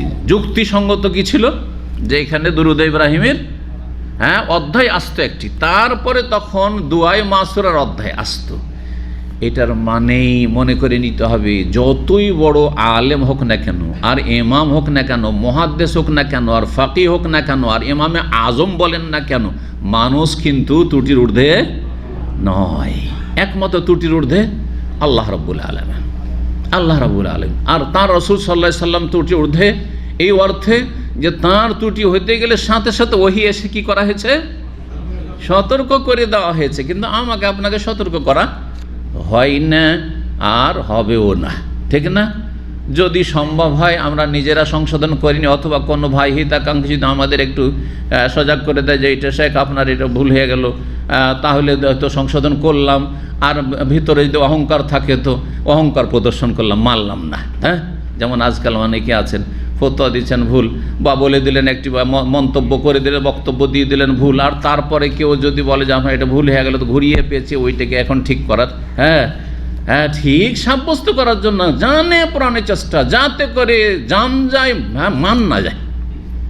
জান চলে যাক, জাহান্নামে চলে যায়, শেষ পরিণাম আল্লাহর কাছে যাই হোক পকড়াও হবে, কিন্তু মানুষের কাছে যাতে ছোট না হয়ে যায়, ভুল স্বীকার করে নেব। আউযুবিল্লাহ, এগুলো বড় গোমরাহি কিন্তু এক শ্রেণীর লোকদের। তো এখানে দরুদ ইব্রাহিমে নিয়ে আসেননি, কিন্তু আমি তরতিবের জন্য দরুদ ইব্রাহিমি সহিহ বুখারীতে আছে, বরং 3টি জায়গায় রয়েছে, সেই জায়গাগুলি আপনাদের সামনে পেশ করে দিই, তাহলে আমাদের সালাতের যেসব দোয়া রয়েছে সেগুলির ধারাবাহিকতা ঠিক থাকবে, ঠিক না? চলেন দরুদ ইব্রাহিমিটা দেখিয়ে দিই। 3370 নম্বর, 3370 নম্বর, 69 আর 70 দরুদ রয়েছে। এখানে আহাদিসুল আম্বিয়া রসুলগণ সম্পর্কে যে হাদিসগুলি নিয়ে এসেছেন ইমাম বুখারী রাহিমাহুল্লাহ এই অধ্যায়ে বা এই পর্বে, সেখানে নিয়ে এসেছেন। এই দুটো দুরুদ দুই রকম। দুরুদগুলিতে মনে রাখবেন যে কিছু বাক্যের পার্থক্য রয়েছে। এই দুরুদের কথা আলোচনাতে যখন এই কথাটি বললাম, তার আগে এটাও জেনে রাখা ভালো যে আত্তাহিয়াতুর বাক্যেও তো বিভিন্ন রেওয়ায়াত রয়েছে, সবগুলি সহি, যতগুলি সহি আছে সবগুলির যে কোনো একটি পড়লেই আপনার নামাজ হয়ে যাবে। সবচেয়ে প্রসিদ্ধ যেটি সেটা এখানে সেখানে বুখারীতে আছে। আব্দুল্লাহ মাসউদ রাদিয়াল্লাহু তাআলা আনহু বর্ণনাকারী, তাই না? আত্তাহিয়াতু লিল্লাহি ওয়াসসালাওয়াতু ওয়াত-তাইয়্যিবাতু, কিন্তু অন্য রিওয়ায়াত রয়েছে আসসালাওয়াতুল মুবারাকাত রয়েছে, সেটাও জায়েজ। তারপরে আর একটা রিওয়ায়াত রয়েছে আসসালাওয়াতু জাকিয়াতু, হ্যাঁ, পবিত্র, পাক পবিত্র, সেটাও জায়েজ। জি হ্যাঁ, আব্দুল্লাহ মাসউদ রাদিয়াল্লাহু তাআলা থেকে বর্ণিত তাশাহুদ আত্তাহিয়াতু সবচেয়ে বেশি সহি, এবং এটার উপর অধিকাংশদের আমল রয়েছে, কিন্তু অন্য অনেক আইম্মায়ে কেরামগণ বা তাদের অনুসারীরা সেই সব হাদিস পর আমল করেছেন। যেমন আব্দুল্লাহ বিন আব্বাস থেকে বর্ণিত হয়েছে, তারপরে বর্ণিত হয়েছে আবু মুসা আশআরী থেকে আত্তাহিয়াত বর্ণিত হয়েছে, এরকম বেশ কিছু সাহাবায়ে কেরাম থেকে ভিন্ন ভিন্ন ভাষায় আত্তাহিয়াতের বাক্যগুলি বর্ণিত হয়েছে। তার মধ্যে একটি হচ্ছে আশহাদু আন্না মুহাম্মাদান আবদুহু ওয়া রাসূলুহুর জায়গায় আশহাদু আন্না মুহাম্মাদান রাসূলুল্লাহ, সেটাও জায়েজ রয়েছে। তাহলে এতটা জেনে নেওয়া যথেষ্ট যে আপনি যদি কোনো সহিহ হাদিসে এর ছাড়া কিছু ভিন্ন পার্থক্যের সাথে আত্তাহিয়াতুর বাক্য পান, নিজের পক্ষ থেকে বানিয়ে নয়, আর সেটা যদি পড়েন তো সেটাই আপনার জন্য আমার জন্য যথেষ্ট। অথবা কেউ যদি মনে করে যে আমি কোনো সময় এটা পড়লাম, কোনো সময় এটা পড়লাম, কোনো সময় এটা, সেটাও জায়েজ রয়েছে। জি, দুরুদের ক্ষেত্রে সেম ওই রকমই বিষয়। 3369 নম্বরের দুরুদটা আপনাদেরকে শোনাই। আবু হুমায়দ সাঈদী থেকে বর্ণিত রাদিয়াল্লাহু তাআলা আনহু, তিনি কিন্তু নবী সাল্লাল্লাহু আলাইহি ওয়াসাল্লামের বিস্তারিত নামাজের পদ্ধতি বর্ণনা করেছে, এর আগে হাদিস এসেছে। তো আর বিভিন্নবার তার কথা আমি বলেছি যে তিনি 10 জন সাহাবায়ে কেরাম মিলে একসাথে নবী সাল্লাল্লাহু আলাইহি ওয়াসাল্লামের নামাজের তরিকা বা পদ্ধতি বর্ণনা করেছেন। তিনি বলছেন এখানে, তার ছাত্র আমর ইবনে সুলাইম আয-যুরাকি বলছেন, আখবারনি আবু হুমায়দ আস-সাঈদী, আমাকে জানিয়েছেন আবু হুমায়দ সাঈদী রাদিয়াল্লাহু আনহু, আন্নাহুম কালু, যে সাহাবীরা বলেছেন, সাহাবীরা একবার বললেন, কাকে? রাসূলকে, ইয়া রাসূলুল্লাহ, হে আল্লাহর রাসূল, কাইফা নুসাল্লি আলাইকা, আপনার উপর সালাত কি করে পেশ করব? হ্যাঁ, আপনার উপর দুরুদ কি করে পেশ করব? সালাত, আল্লাহ সাল্লু আলাইহি, আল্লাহ যে হুকুম করেছেন আমরা কেমন করে সালাত পেশ করব? তখন রাসূলুল্লাহ বললেন, কুলু, তোমরা বলো, আল্লাহুম্মা সাল্লি আলা মুহাম্মদ, হে আল্লাহ মুহাম্মদ সাল্লাল্লাহু আলাইহি ওয়াসাল্লামের উপর রহমত বর্ষণ করো, ওয়া আজওয়াজিহি, এবং তার সহধর্মিনীদের ওপর, ওয়া যুররিয়াতিহি, এবং তার সন্তানাদির ওপর, কামা সাল্লাইতা আলা আলি ইব্রাহিম। দেখেন আজওয়াজিহি যুররিয়াতিহি আসলো, প্রসিদ্ধতে আজওয়াজিহি যুররিয়াতিহি নেই, কিন্তু এটাও কেউ যদি পড়ে তবুও শুদ্ধ, সঠিক সুন্নাহ।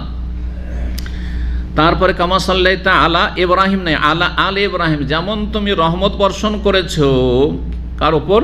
ইব্রাহিমের বংশধর, ইব্রাহিম আলাইহিস সালামের ওপর বলে, ইব্রাহিম আলাইহিস সালামের বংশধরের ওপর। তো বংশ যখন এলো তো ইব্রাহিম আলাইহিস সালাম তাতে শামিল হয়ে গেলেন, সেটাও পড়া যেতে পারে এইভাবে। ইন্নাকা হামিদুম মাজিদ এখানে নেই, কিন্তু পার্থক্য আরেকটা কি রয়েছে, ওয়াবারিক আলা মুহাম্মদ, আর তুমি বরকত নাজিল করো মুহাম্মদ সাল্লাল্লাহু আলাইহি ওয়াসাল্লামের প্রতি, ওয়াজওয়াজিহি, তার সহধর্মিনীদের প্রতি, ওয়াজুরিয়াতিহি, তার সন্তানাদির প্রতি, কামা বারাকতা আলা আলি ইব্রাহিম, যেমন ইব্রাহিমের পরিবারে, ইব্রাহিম বংশে তুমি বরকত নাজিল করেছো। ইন্নাকা হামিদুম মাজিদ শেষখানে রয়েছে, নিশ্চয় তুমি প্রশংসিত আর তুমি বড় সম্মানিত।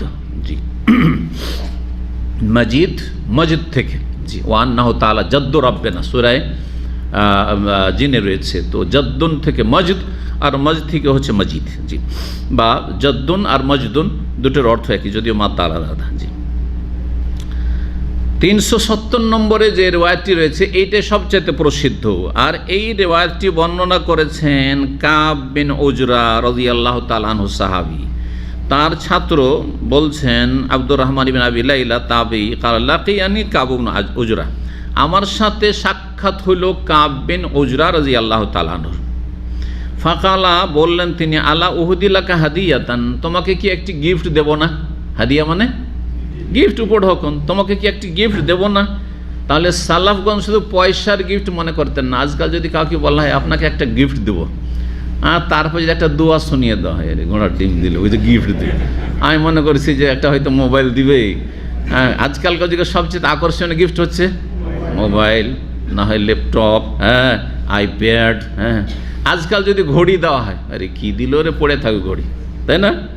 একসময় ঘড়ি অনেক মূল্যবান ছিল। ঘড়ি এত মূল্যবান ছিল যে আমাদের প্রথম যুগে যখন আমরা ঘড়ি হাতে দিব, আপনাদেরও মনে আছে যদি যারা বয়স্ক লোক, যে ওই যুগে যখন ঘড়ি বারবারকে নতুন ঘড়ি কিন্তু একটু সুড়সুড়ি আছে, একটু পরপর ঘড়ি দেখবে, একটু পরপর ঘড়িটা দেখতে কেমন লাগছে। আর এর চাইতে বেশি আকর্ষণের চশমা। কেউ যদি চশমা চোখে দিলে ওই যেমন মিলিটারি মেজাজ তৈরি হয়ে যাবে, তাই না? এই জন্য এই সেন্সটা ছিল এক সময়, যার ফলে প্রথম যখন আমার চশমার প্রথম কথা, কালো চশমা তো আমি লজ্জায় দিতেই পারতাম না, কি বলবে লোকে, বলবে হয়তো অহংকারী, এই জন্য দিতাম না। সৌদি আরবের এই প্রচণ্ড রোদে ডাক্তার বলছে যে এখানকার এত প্রখর রোদে চশমা, কালো চশমা জরুরি, এ কথা অনেকে বলছেন। যার ফলে এখানে চশমা দিতে বাধ্য। আর আলহামদুলিল্লাহ নিজের কলবের কি বল, যেটা মুজাহাদা করে আলহামদুলিল্লাহ, অহংকার না থাকলেও হলো, অহংকারবিহীন হইল। কিন্তু চশমা দেওয়ার সাথে যদি অহংকার চলে আসে, এটা দামি মোবাইল নিয়ে ঘুরছেন আর অহংকার, তাইলেও অহংকার। তো এখানে এসে অভ্যাস হয়েছে, কিন্তু এক সময় চশমা মোটেই দিতে পারতাম না। হ্যাঁ, বরং চশমা প্রথম ব্যবহার করতে লেগেছে যদি কালো চশমা দেশে, তাহলে যখন গ্রামের কাছে এসছে আগে খুলে ফেলেছি, ওই মাঠে গ্রামে ঢোকার আগে খুলে ফেলেছি, যাতে কেউ মন্তব্য না করে, দেখো তো অহংকারী ছেলেটা, হ্যাঁ, এই চশমা চোখে দিচ্ছে। মন্তব্য করতে তো পয়সা লাগে না, মন্তব্য করা খুব সহজ আমাদের দেশে, কিন্তু ঠিক না? একসময় এরকম ছিল। তো কি বলছিলাম? হ্যাঁ, হাদিয়া। যুগের আবর্তন বিবর্তনে হাদিয়ার গুরুত্ব কম বেশি হয়ে যাচ্ছে। এক সময় আমাদের গ্রাম্য সমাজে কাউকে যদি গিফট দিতে হয়, মেহমান এসছে, এক পুরুষ হলে একটা লুঙ্গি, আর মহিলা হইলে একটা শাড়ি দিয়ে দিল, হয়ে গেল ভালো গিফট। আজকাল কোনো মূল্য আছে? আরে কি দিল, একটা লুঙ্গি ধরিয়ে দিল। হ্যাঁ, তো আর কোনো দিনই বিষয়, দিনই জ্ঞান দেবে কাউকে, একটা দোয়া শিখাবে, একটা সূরা শিখাবে, হাদিয়া, এই কল্পনায় মুসলিম সমাজে নেই। অথচ সাহাবায়ে কেরামদের হাদিয়া সবচেয়ে মূল্যবান হাদিয়া এটি ছিল। আমি একবার আল কাসিমে, বোকাইরিয়া, ছোট্ট একটা শহর রয়েছে, শেখ সোদেশের শহর, আইম্মা হারামের কয়েকজনের শহর, ওখানে শেখ সোদেশের বাড়ি বোকাইরিয়াতে। তারপরে আপনার শেখ খোলাইফি এর আগে যেমন ছিলেন, যিনি খতমে তারাবি করতেন আজকে থেকে 30 বছর আগে আমাদের যুগে, তার বাড়ি ওখানেও, তার মসজিদ ওখানেই ছিল, যেই মসজিদ থেকে তিনি হারামে যান ইমাম হয়ে। আর তারপরে আপনার ওখানে সৌদি আরবের প্রধান বিচারপতি শেখ লোহাইদান, তার বাড়ি, তার ফ্যামিলি, গোটা বংশধর ওখানে। তো বড় বড় আলমাদের শহর এই শহরে আমি 2 বছর থেকেছি মদিনা পাশ করার পরে। তো ওখানে একবার একটা অসুস্থতার কারণে হাসপাতালে অ্যাডমিট হই। তো এক সৌদি আমার খুব বন্ধু ছিল, দিনদার মানুষ, বন্ধু মানুষ ছিল, সে হসপিটালের ম্যানেজার ছিল, আবার দাঁড়িয়েওয়ালা মানুষ, কিন্তু হসপিটালের ম্যানেজার। তো হসপিটালে অ্যাডমিট হয়েছে শুনতে পেয়ে আমার জন্য একটা হাদিয়া নিয়ে এসছে। হাদিয়া কি হাদিয়া হইতে পারে? হ্যাঁ, কোরআন। মাশাআল্লাহ, কোরআনে কারীম একটা নিয়ে এসছে আমার জন্য, কপি, মাঝারি সাইজের। আর তারপর বলছে সবচেয়ে মূল্যবান হাদিয়া আপনাকে দিলাম, জাযাকুল্লাহ খাইর। জি, তো কি বলছিলাম? আলা উহদি লাকা হাদিয়াতান, বলছেন তোমাকে কি একটি হাদিয়া দেব না? সামিউতুহা মিনান নবী সাল্লাল্লাহু আলাইহি সাল্লাম, যেই হাদিয়াটি আমি নবী সাল্লাল্লাহু আলাইহি সাল্লাম থেকে স্বয়ং শুনেছি। তাবেই ইবনে আবি লাইলাকে বলছেন তার ওস্তাদ সাহাবী কাব বিন উজরা রাদিয়াল্লাহু তাআলা আনহু। ফাকুলতু বালা, আমি বললাম হ্যাঁ অবশ্যই দেবেন। ফাআহদি আহলি, সেই হাদিয়া দেন। ফাকালা সালানা রাসূলুল্লাহ সাল্লাল্লাহু আলাইহি, আমরা রাসূলুল্লাহ সাল্লাল্লাহু আলাইহি ওয়াসাল্লামকে জিজ্ঞেস করলাম। ফাকুলনা ইয়া রাসূলুল্লাহ, আমরা বললাম হে আল্লাহ রাসূল, কাইফা সলাতু আলাইকুম আহলাল বাইতে, আপনাদের ওপর আর নবী পরিবারের ওপর কিভাবে আমরা সলাত পেশ করব। আল্লাহ বলছে সাল্লু আলাইহি ওয়াসাল্লাম ও তাসলিমা। তো আপনার ওপর, আপনার পরিবারের ওপর আমরা যে রহমতের দোয়া পেশ করব বা সলাত পেশ করব, কি নিয়মে পেশ করব, কি তরিকা, কি বলে। ফাইনাল্লাহ কাদ আল্লাহ মানা ক্যাফান ওসাল্লাম, কারণ আল্লাহ আমাদেরকে জানিয়েছেন, শিখিয়েছেন যে কেমন করে সালাম পেশ করব। সালামের হুকুমও করেছেন আর সালাম শিখিয়েছেন। কি দিয়ে শিখিয়েছেন? তার মানে এই আল্লাহুম্মা সাল্লি আলা মুহাম্মদ জানার আগে সাহাবীরা জেনে ফেলেছেন বা নাজিল হয়েছে কি আত্তাহিয়াতু লিল্লাহি আসসালামু আলাইকা আইয়ুহান নবী ওয়া রাহমাতুল্লাহি ওয়া বারাকাতুহু। কিন্তু সালাত পেশ করার তরিকা জানা ছিল না সাহাবায়ে কেরামদের। বলছেন যে সালামটা তো জেনে ফেলেছি, আল্লাহ শিখিয়ে দিয়েছেন, এখন সালাত কি করে পেশ করব আপনার পরিবারের উপর। কালা কুলু, তোমরা বলো আল্লাহুম্মা সাল্লি আলা মুহাম্মদ ওয়া আলা আলি মুহাম্মদ কামা সাল্লাইতা আলা ইব্রাহিম ওয়া আলা আলি ইব্রাহিম ইন্নাকা হামিদুম মাজিদ। আল্লাহুম্মা বারিক আলা মুহাম্মদ ওয়া আলা আলি মুহাম্মদ কামা বারাকতা আলা ইব্রাহিম ওয়া আলা আলি ইব্রাহিম ইন্নাকা হামিদুম মাজিদ। এটা সবচেয়ে পারফেক্ট এবং সবচেয়ে প্রসিদ্ধ কি দুরুদ বা সলাত আলা নবী।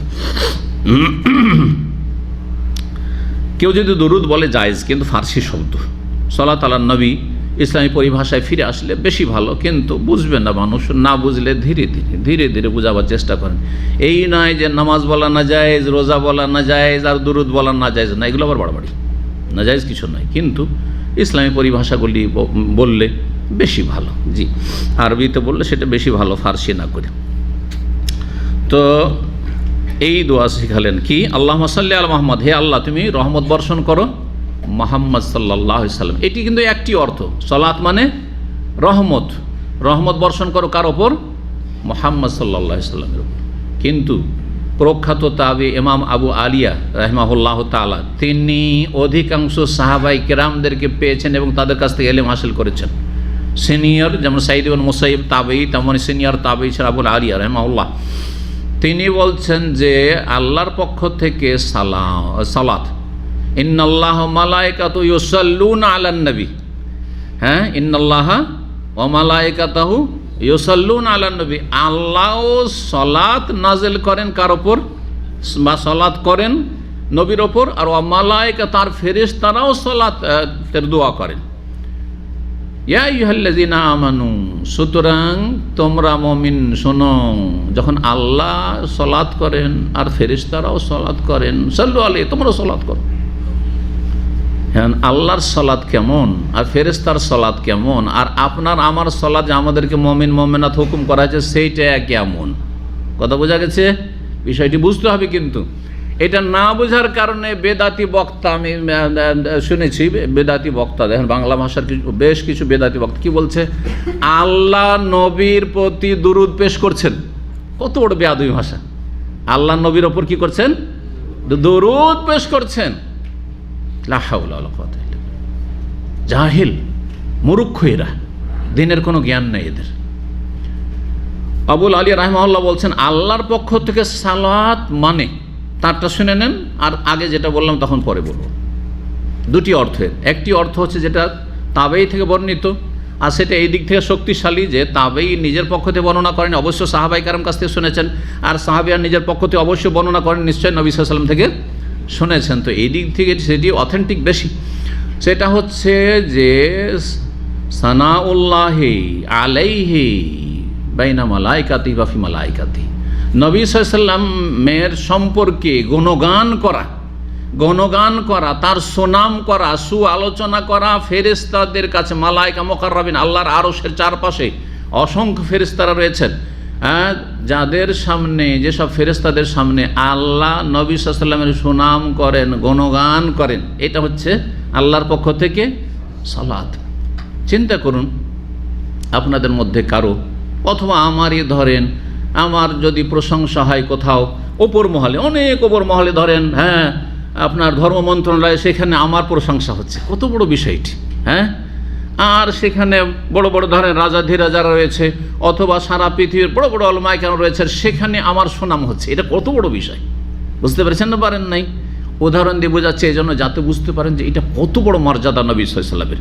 আল্লাহুম্মা সাল্লি আলা মুহাম্মদ, আল্লাহ তুমি তার সুনাম করো ওখানে, এটা একটা অর্থ। আল্লাহুম্মা সাল্লি আলা মুহাম্মদ, আল্লাহ তুমি তার সুনাম আর সুআলোচনা করো তোমার মালায়েকা মুকাররবিনের সামনে। নবী সাল্লাল্লাহু আলাইহি ওয়াসাল্লামের সুনাম এমনিতে হয় না, হ্যাঁ, তাহলে তার কিছু রয়েছে, কারনামা রয়েছে, জি, তার ওই রকমের মর্যাদা রয়েছে। দ্বিতীয় অর্থ যেটা সবচেয়ে প্রসিদ্ধ আর সাধারণ মানুষরা সবাই এটি জানে, সেটা হচ্ছে আল্লাহর পক্ষ থেকে সলাত মানে আল্লাহর পক্ষ থেকে রহমত বর্ষণ করা। আল্লাহুম্মা সাল্লি আলা মুহাম্মদ, এই জন্য আমরা তরজমা কি করি, হে আল্লাহ তুমি রহমত বর্ষণ করো কার ওপর, মুহাম্মদ সাল্লাল্লাহু আলাইহি সাল্লামের ওপর। জি, তো আল্লাহর পক্ষ থেকে রহমত বর্ষণ হতে পারে, বা নবীর সুনাম চর্চা করা, সুনাম করা, আর আপনার সেখানে ভালো গুণগান, তার ভালো আলোচনা করা ইত্যাদি হতে পারে। আর মালায়েকা ফেরেশতাদের পক্ষ থেকে যখন ফেরেশতা সালাত পেশ করে বা সালাত করেন নবী সাল্লাল্লাহু আলাইহি ওয়াসাল্লামের, মানে আল্লাহর কাছে দোয়া করে। ফেরেশতা কার জন্য দোয়া করছেন, নবী সাল্লাল্লাহু আলাইহি ওয়াসাল্লামের জন্য দোয়া করছেন। তো আল্লাহ রহমত নাজেল করছেন, ফেরেশতারা রহমতের দোয়া করছেন আল্লাহর কাছে। সুতরাং মুমিনরাও তোমরাও কি করো, সাল্লু আলাইহি মানে রহমতের দোয়া করো, তোমরাও নবী সাল্লাল্লাহু আলাইহি ওয়াসাল্লামের কি করো, জন্য রহমতের দোয়া করো। যেহেতু সালাতের মানে এটি হয়ে গেল, আর সালাম মানে হচ্ছে সার্বিক শান্তি। তো এই ছিল দুটো হাদিস কি সম্পর্কে বললাম, হ্যাঁ, দরুদ সম্পর্কে অর্থ করা হয়েছে। হ্যাঁ, আল্লাহ বারাক আলা মুহাম্মদ ওয়া আলা আলি মুহাম্মদ কামা বারাকতা আলা ইব্রাহিম, হে আল্লাহ তুমি বরকত নাজিল করো মুহাম্মদ সাল্লাল্লাহু আলাইহি ওয়াসাল্লামের উপর এবং মুহাম্মদ সাল্লাল্লাহু আলাইহি ওয়াসাল্লামের বংশধরের উপর, কামা বারাকতা যেমন তুমি বরকত নাজিল করেছো ইব্রাহিম আলাইহিস সালামের উপর, ইব্রাহিমের বংশের উপর, ইন্নাকা হামিদুম মাজিদ, নিশ্চয়ই তুমি প্রশংসিত এবং সম্মানিত, মহাসম্মানিত। আচ্ছা, এই দুরুদে কেন বলা হইল এই কথা, যে হে আল্লাহ তুমি রহমত বর্ষণ করো এবং বরকত বর্ষণ করো নবী সাল্লাল্লাহু আলাইহি ওয়াসাল্লামের ওপর এবং তার বংশধরের ওপর, যেমন তুমি রহমত বর্ষণ করেছো, বরকত বর্ষণ করেছো কার ওপর, ইব্রাহিম এবং ইব্রাহিম পরিবার। ইব্রাহিম পরিবার কেন বলা হলো, কেন বলা নূহ আলাইহিস সালামের পরিবারের ওপর, কেন বলা হলো না যে মূসা আলাইহিস সালামের পরিবারের ওপর, মূসার ওপর এবং মূসার পরিবার, ঈসা এবং ঈসার পরিবার, কেন বলা হলো না? ইব্রাহিম আলাইহিস সালাম হচ্ছেন আবুল আম্বিয়া, সমস্ত নবী রাসূল। ইব্রাহিমের পরে এমন কোন নবী আসেননি যে ইব্রাহিমের বংশের বাইরে। ইব্রাহিম আলাইহিস সালাম এমন একজন মহামানব, হ্যাঁ, এমন ব্যক্তি যিনি বর্তমান যুগেও সবার কাছে শ্রদ্ধাভাজন। ইব্রাহিম আলাইহিস সালামকে ইহুদিরাও শ্রদ্ধা করে, হ্যাঁ, নবী মানে। ইব্রাহিম আলাইহিস সালামকে খ্রিস্টানরাও শ্রদ্ধা করে, হ্যাঁ। ইব্রাহিম আলাইহিস সালামের যথাযথ হক আদায় করে, হ্যাঁ, এই মুহাম্মদ সাল্লাল্লাহু আলাইহি সাল্লামের শেষ উম্মত। কথা বোঝা গেছে না? জি হ্যাঁ। তো ইব্রাহিম আলাইহিস সালাম, আর তারপরে নবী, একজন সাধারণ নবী এই উম্মতের সমস্ত মানুষের চাইতে শ্রেষ্ঠ, সাহাবায়ে কেরামের চাইতে শ্রেষ্ঠ একজন সাধারণ নবী। ইয়াহিয়া, জাকারিয়া, শুআয়ব, যে কোনো নবীর কথা নেন, একজন নবী তার কাছে ওহী এসেছে, তাই না? জিবরাইল এসেছে, কিন্তু সাহাবীদের কাছে জিবরাইল এসেছে, ওহী এসেছে। তাহলে এই উম্মতে যত লোক রয়েছে নবী সাল্লাল্লাহু আলাইহি সাল্লাম ছাড়া, তাদের চাইতে অনেক মর্যাদার দিকে উঁচা কারা? ইব্রাহিম আলাইহিস সালামের বংশের যারা নবী রাসূল। তো যেন আল্লাহর কাছে দোয়া করছেন, আল্লাহুম্মা সাল্লি আলা মুহাম্মদ, আল্লাহ মুহাম্মদ সাল্লাল্লাহু আলাইহি ওয়া সাল্লাম রহমত বর্ষণ করো, ওয়া আলা আলি মুহাম্মদ, মুহাম্মদ সাল্লাল্লাহু আলাইহি ওয়াসাল্লামের বংশধরের উপর রহমত বর্ষণ করো, কামা সাল্লাইতা আলা ইব্রাহিম, যেমন রহমত বর্ষণ করছে ইব্রাহিম আলাইহিস সালামের উপর। দেখেন ইব্রাহিম আলাইহিস সালামের সুন্নত কতগুলি এখনো বহাল আছে। হজের প্রায় কাজগুলি, সবগুলি কাজ হচ্ছে ইব্রাহিমি সুন্নাত। কোরবানি ইব্রাহিমি সুন্নাত, খাতনা ইব্রাহিমি সুন্নাত, এইরকমই। জি হ্যাঁ, সুনানুল ফিতরা ইব্রাহিম আলাইহিস সালামের সুন্নাত। সুনানুল ফিতরা যদিও প্রাচীন যুগ থেকে সুন্নাত। তো ইব্রাহিম আলাইহিস সালামের ওপর কত রহমত বরকত হয়েছে আল্লাহ রাব্বুল আলামিন। তারপর ইব্রাহিম আলাইহিস সালামের বংশে কত নবী রসুলগণ এসেছেন। মূসা, ঈসার কথা বলবেন ইব্রাহিম আলাইহিস সালামের বংশে, হ্যাঁ, ইউসুফ, ইসহাক, ইয়াকুব, হ্যাঁ, আইয়ুব, জাকারিয়া, সুলাইমান, ইয়াহিয়া, দাউদ, সবাই হচ্ছেন ইব্রাহিম আলাইহিস সালামের বংশধর, সমস্ত ইব্রাহিম আলাইহিস সালাম। কামা সাল্লাইতা, যেমন তুমি রহমত বরকত বর্ষণ করেছো ইব্রাহিমের বংশধরের উপর, ওই রকমই নবী সাল্লাল্লাহু আলাইহি ওয়াসাল্লামের বংশধরের ওপর বা আলের ওপর তুমি রহমত বর্ষণ করো। এখন একটি কথা শুধু বাকি থেকে যায়, যাতে করে এই বিষয়গুলি সম্পর্কে আপনাদের সবগুলি জিনিস প্রায় যেগুলি জরুরি বা জরুরি না হইলেও জেনে নিলে অনেক ভালো জানা হয়। সেটা হচ্ছে আল মানে কি? আলের শাব্দিক অর্থ হচ্ছে বংশ, তাই না? আল মানে পরিবার। আল্লাহুম্মা সাল্লি আলা মুহাম্মদ, হে আল্লাহ মুহাম্মদের উপর সাল্লাল্লাহু আলাইহি সাল্লাম রহমত বর্ষণ করো, ওয়া আলা আলে মুহাম্মদ, মুহাম্মদ সাল্লাল্লাহু আলাইহি সাল্লামের বংশধর রহমত বর্ষণ করো। এটা হচ্ছে নবী সাল্লাল্লাহু আলাইহি সাল্লামের বংশধর বলতে কি বুঝান? মানে কাফের তাও আবু তালেব, আবু লাহাব তো আপন চাচা, তাব্বাত ইয়াদা আবি লাহাব, হ্যাঁ, আবু জাহাল, ওতবা শাইবা রাবিয়া, সব এগুলো বংশ কুরাইশ না। তাহলে মুমিন আর নবী সাল্লাল্লাহু আলাইহি সাল্লামের বংশধর, একটি তাফসীর, একটি ব্যাখ্যা। এটা হচ্ছে একটি ব্যাখ্যা যেটা প্রসিদ্ধ। পরিবার বলতে নবী সাল্লাল্লাহু আলাইহি সাল্লামের শুধু রক্তের সম্পর্কে যারা সম্পর্কিত তারা নয়, বরং ঈমানের অবস্থায় যারা নবী সাল্লাল্লাহু আলাইহি সাল্লামের রক্তের সম্পর্ক রেখেছে তারা হচ্ছে আলে মুহাম্মদ, নবী সাল্লাল্লাহু আলাইহি সাল্লামের বিবিগণ। আচ্ছা, স্ত্রী পরিবারে নয়, স্ত্রীর আগে পরিবারের অন্তর্ভুক্ত হবে। কথা বোঝা গেছে না? কারণ শিয়া রাফিজিরা যারা নবী সাল্লাল্লাহু আলাইহি সাল্লামের বিবিগণের দুশমন, তারা তো তাদেরকে কি বলে? কাফির বলে, নাউজুবিল্লাহ। সেই জন্য বলছি যে নবী সাল্লাল্লাহু আলাইহি সাল্লামের বংশধর, তারা বলে যে না, নবীর বিবিগণ বংশ না, বংশ মানে আলী, হাসান, হোসেন, বাস এইটুকু। তাদেরকে বলবো যে যে কোনো ভাষায় যখন বলা হয় আমার পরিবার, আপনার পরিবার মানে শুধু আপনার ছেলে মেয়ে, আপনার স্ত্রী না, না আগে স্ত্রী, আর স্ত্রী না হলে ছেলে মেয়ে কোত্থেকে আসতো? কথা বোঝা গেছে? তাহলে আগে স্ত্রী পরিবারে সামিল, তারপরে তখন ছেলে মেয়ে সামিল, ভালো করে রাখবেন। তো আলে বাইত মানে নবী সাল্লাল্লাহু আলাইহি সাল্লামের সহধর্মিণীগণ, হ্যাঁ, আর তারপরে তার বংশের যারা ইমানের অবস্থায় দুনিয়া থেকে চলে গেছেন, ইমানের অবস্থায় থেকেছেন আর ইমানের অবস্থায় দুনিয়া থেকে গেছেন, তারা হচ্ছে আলে বাইত। এটি একটি ব্যাখ্যা। আর একটি ব্যাখ্যা ভালো করে শোনেন, সেটা অনেক উলামায়ে কেরামগণ বলেছেন, সেটা হচ্ছে যে প্রতিটি মুমিন হচ্ছে নবী পরিবার, প্রতিটি মুমিন মুসলিম হচ্ছে নবী পরিবার। আর এর দলিলও মজবুত আছে। কারণ নূহ আলাইহিস সালাম যখন তার ওই কাফের ছেলে কেনান ডুবে যাচ্ছিল, আর বাপের কথা শুনছে না, ঈমান নিয়ে আসছে না, আর সারা পৃথিবীতে এই মহাবন্যা শুরু হয়ে গেছে, বাঁচবে না, তখন আল্লাহর কাছে দোয়া করেছিলেন না করেননি? মায়া, স্বাভাবিক মায়া, যতই খারাপ ছেলে হোক মায়া একটা আছে, মারেও না যদি, তো মায়াতে মারছেন যে ঠিক হয়ে যায় যাতে করে এর পরিণামটা খারাপ না হয়, ঠিক না? জি। তো কি দোয়া করেছিলেন? রব্বে ইন্নাবনি, আল্লাহ এটা আমার ছেলে, ওয়া ইন্নাহু মিন আহলি, হ্যাঁ, আর সে আমার পরিবারের, হ্যাঁ, ওয়া ইন্না ওয়াদাকাল হক, আল্লাহ তোমার ওয়াদা সত্য যে আমাকে তুমি লাঞ্ছিত অপদস্থ করবে না, তুই কত অপমানিত, আমার চোখের সামনে আমার ছেলেটা ধ্বংস হয়ে যাবে, ডুবে। হ্যাঁ, তখন আল্লাহর আবার জবাবে কি বলছেন?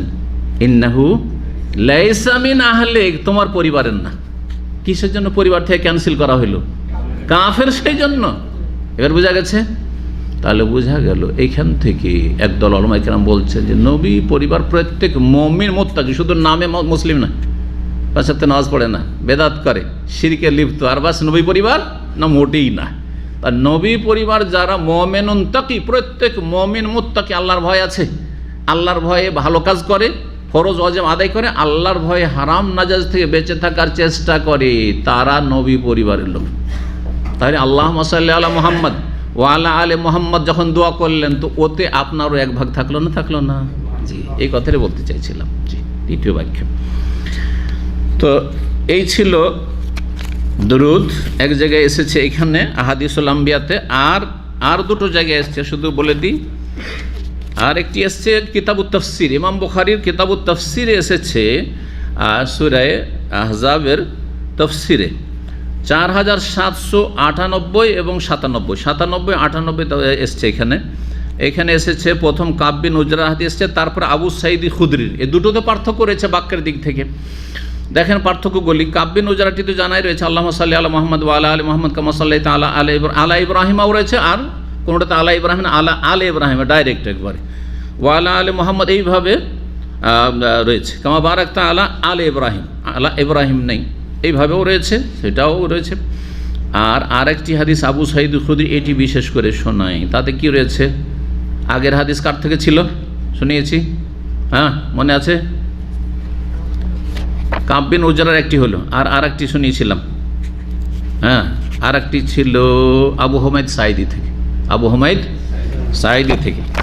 আর এটি হচ্ছে আবু সাঈদ খুদরি থেকে বর্ণনা। তিনি বলছেন, ইয়া রাসূল আল্লাহ, হে আল্লাহ রসুল, আমরা বললাম হাযা তাসলিম, তো সালাম, আল্লাহ যে সালাম দিতে হবে, এটা সালাম তো জানলাম নামাজি, ফাকাইফা নুসাল, আপনাকে সালাম দিব বা সালাম দেব, আসসালামু আলাইকুম ওয়া আলা ইবাদিল্লাহিস সালিহিন, ফাকাইফা নুসাল্লি আলাইক, আপনার উপর সালাত কি করে পেশ করব? আল্লাহ বলেন, কুল আল্লাহুম্মা সাল্লি আলা মুহাম্মদ আবদিকা ওয়া রাসূলিকা। কি রয়েছে? আল্লাহুম্মা সাল্লি আলা মুহাম্মদ, হ্যাঁ, আলা মুহাম্মাদিন আবদিকা ওয়া রাসূলি, হে আল্লাহ, তুমি মুহাম্মদ সাল্লাল্লাহু আলাইহি সালাত পেশ করো, যিনি তোমার বান্দা এবং তোমার রাসূল। কামা সাল্লাইতা আলা আলি ইব্রাহিম ওয়া বারিক আলা মুহাম্মদ ওয়া আলা আলি মুহাম্মদ কামা বারাকতা আলা ইব্রাহিম, এইভাবে রয়েছে। তাহলে এইভাবে কেউ যদি পড়ে তবুও জায়েজ। সর্বশেষ জায়গা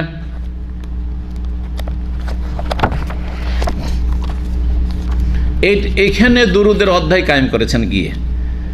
দুরুদের অধ্যায় হাদিস নম্বর হচ্ছে 6357, কিতাবুদ দাওয়াত, দুয়ার অধ্যায় নিয়েছে। ইমাম বুখারী রাহিমাহুল্লাহ দুরুদের হাদিস নিয়ে এসেছেন, কিন্তু সালাতের পদ্ধতি যেখানে সেখানে না নিয়ে এসে কোথায় নিয়ে এসেছেন?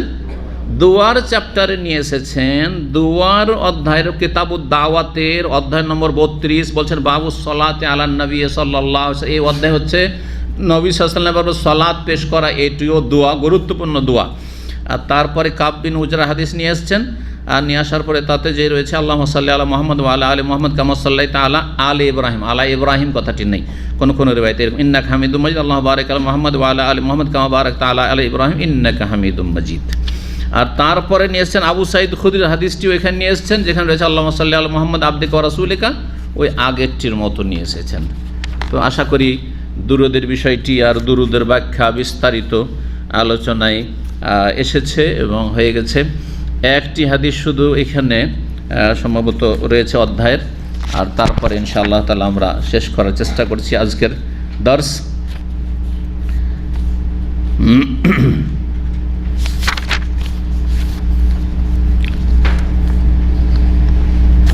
হাদিস বর্ণনা করছিলাম কি সম্পর্কে?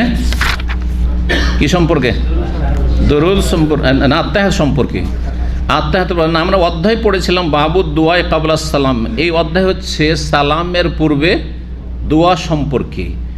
দুটো হাদিস রয়েছে, সালামের আগের দোয়াগুলি আমরা সেরে নিই। 149 নম্বর অধ্যায় বলছেন, হাদিস নম্বর 832-এ মা আয়েশা রাদিয়াল্লাহু তাআলা আনহা বলছেন তিনি যে, আন্না রাসূলুল্লাহ কানা ইয়াদু ফিস সালাতে, নবী সাল্লাল্লাহু আলাইহি ওয়াসাল্লাম সালাতে দোয়া করতেন। আত্তাহিয়াত আর দরুদ পড়ে নেওয়ার পর কি করতেন? দোয়া করতেন। ক্ষেত্রটি হচ্ছে এই ক্ষেত্রটি, কি বলে? আল্লাহুম্মা ইন্নী আউযু বিকা মিন আযাবিল কবরি, হে আল্লাহ, আমি আশ্রয় গ্রহণ করছি কবরের আযাব থেকে। ওয়া আউযু বিকা মিন ফিতনাতিল মাসিহিদ দাজ্জাল, আর আমি আশ্রয় গ্রহণ করছি তোমার দাজ্জালের, মসিহুদ দাজ্জালের ফিতনা থেকে।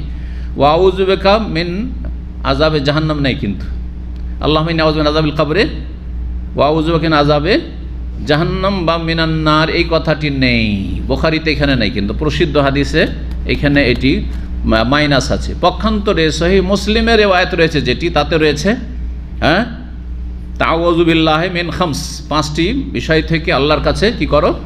আশ্রয় গ্রহণ করো। আল্লাহুম্মা ইন্নী আউযু বিকা মিন আযাবিল কবরি ওয়া আউযু বিকা মিন আযাবি জাহান্নাম ওয়া আউযু বিকা মিন ফিতনাতিল মাসিহিদ দাজ্জাল ওয়া আউযু বিকা মিন ফিতনাতিল মাহি ওয়াল মামাত ওয়া আউযু বিকা মিনাল মাসাম ওয়াল মাগরাম। তাআউযু মিনাল্লাহ তাআউযু বিল্লাহি মিন আরবা, 4টির কথা রয়েছে। আর এখানকার রিওয়ায়াতটিতে রয়েছে মিনাল মাসামি ওয়াল মাগরাম, গুনাহ এবং ঋণ, এই কথাটি অতিরিক্ত রয়েছে। তাহলে এখানে একটি ঘাটতি রয়েছে, আবার ওখানে ওই মাসাম আল মাগরাম কথাটি নেই।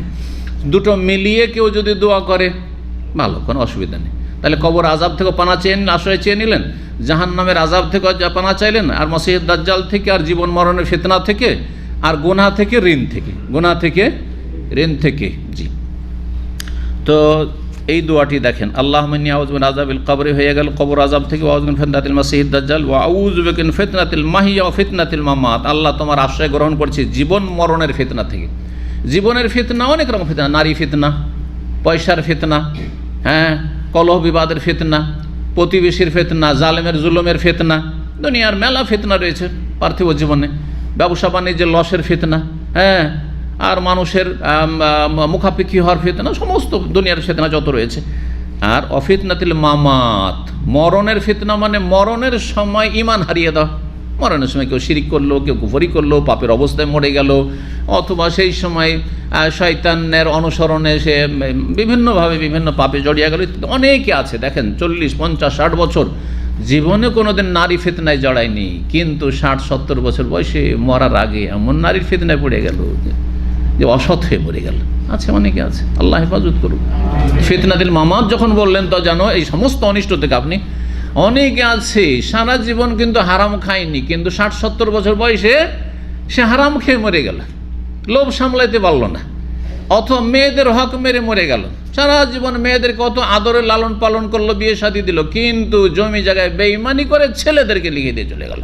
ফিতনাতুল মামাত, মরার আগে জাহান্নামে চলে গেল। কথা বুঝতে পারছেন? এই সমস্ত শামিল। আল্লাহ এমনটা যেন না হয়। জীবন মরণের ফিতনা থেকে আল্লাহ আশ্রয় গ্রহণ করছি। আর কি, আল্লাহুম্মা ইন্নী আউযু বিকা মিনাল মা'সাম ওয়াল মাগরাম, হে আল্লাহ তোমার আশ্রয় গ্রহণ করছি সমস্ত গুনাহ থেকে, যাতে আমার দ্বারা গুনাহ না হয়, আর ভুল হয়ে গেলে গুনাহ হলে যাতে তওবা করার তৌফিক নসিব হয়। ওয়াল মাগরাম, কারণ গুনাহ হবে, ভুল হতেই পারে, কিন্তু সাথে সাথে তওবা করনেওয়ালা লোকই হচ্ছে ভালো মানুষ। ওয়াল মাগরাম, এবং ঋণের কি থেকে, ঋণের অনিষ্ট থেকে বা ঋণের বোঝা থেকে আমি আশ্রয় গ্রহণ করছি। ফাকাল কাইল, নবী সাল্লাল্লাহু আলাইহি সাল্লামকে একজন ব্যক্তি বললেন, মা আকসার মাতাস্তাইযু মিনাল মাগরাম, হে আল্লাহ রাসূল সাল্লাল্লাহু আলাইহি ওয়াসাল্লাম, আপনি এত বেশি ঋণের বোঝা থেকে আশ্রয় গ্রহণ করছেন, এত কেন ঋণ বলে ভয়? অনেকে কিন্তু ধার করজ নিচ্ছেন, পরোয়া নেই, কত লোকের কাছে যে ধার নিয়ে রেখেছেন, তারপরে ধার শোধ করছেন, এটা নিয়ে ওকে, আবার এর কাছে ধার, নিজের পয়সা দিয়ে নয়, নিজের জমি জায়গা বিল্ডিং সব ঠিক চলছে, এর কাছে ধার নিয়ে আবার আরেকজনে শোধ করছেন, আরেকজনটা নিয়ে আরেকজন কাছে শোধ করছেন। একদিকে শোধ করা হচ্ছে 6 মাস হয়ে গেল, 1 বছর হয়ে গেল, এদেরটা শোধ করে আর নতুন লোকদের কাছে ঋণ নি। এরকম বদ স্বভাব কিন্তু অনেক দিনই ভাইদের আছে। কথা বোঝা গেছে? খবরদার নাই, বদ স্বভাব এগুলো। জি, ঋণের বোঝা নিয়ে আপনি ঘুমাচ্ছেন কি করে? যদি আজকে রাত্রে মারা যান, শহীদ করলাম, মাফ করবেন না, এত সহজ মনে করছেন? তো সাহাবীরা জিজ্ঞাসা করলেন যে ঋণের বোঝা থেকে এত কেন আপনি আশ্রয় চাইছেন? ফাকালা, তখন নবী সাল্লাল্লাহু আলাইহি ওয়াসাল্লাম বললেন যে ঋণ কত ভয়াবহ, ঋণের বোঝা বিপজ্জনক। বলছেন ইন্না রাজুলা ইযা গারিম, মানুষ যখন ঋণগ্রস্ত হয়ে যায়, হাদ্দাসা, তখন কথা বলে, কিন্তু ফাকাজা, মিথ্যা বলে। হ্যাঁ, দিতে পারবেন ওই 1 মাস পরে, 1 সপ্তাহ পরে, হ্যাঁ ভাই টাকাটা একটু, বলছে হ্যাঁ দিয়ে দেবো, খুব তাড়াতাড়ি দিয়ে দেবো, এই 1 সপ্তাহ দিয়ে দেবো। ও ভালো করে জানছে 1 মাসও দিতে পারবো না, কিন্তু কোনো রকম করে যান রক্ষা করতে হবে, মান সম্মান রক্ষা করতে হবে, কোনো রকম করে একটা জবাব দিতে হবে, দিয়ে দিল, মিথ্যা কথা বলে দিল, ঠিক না? আর কি করলো?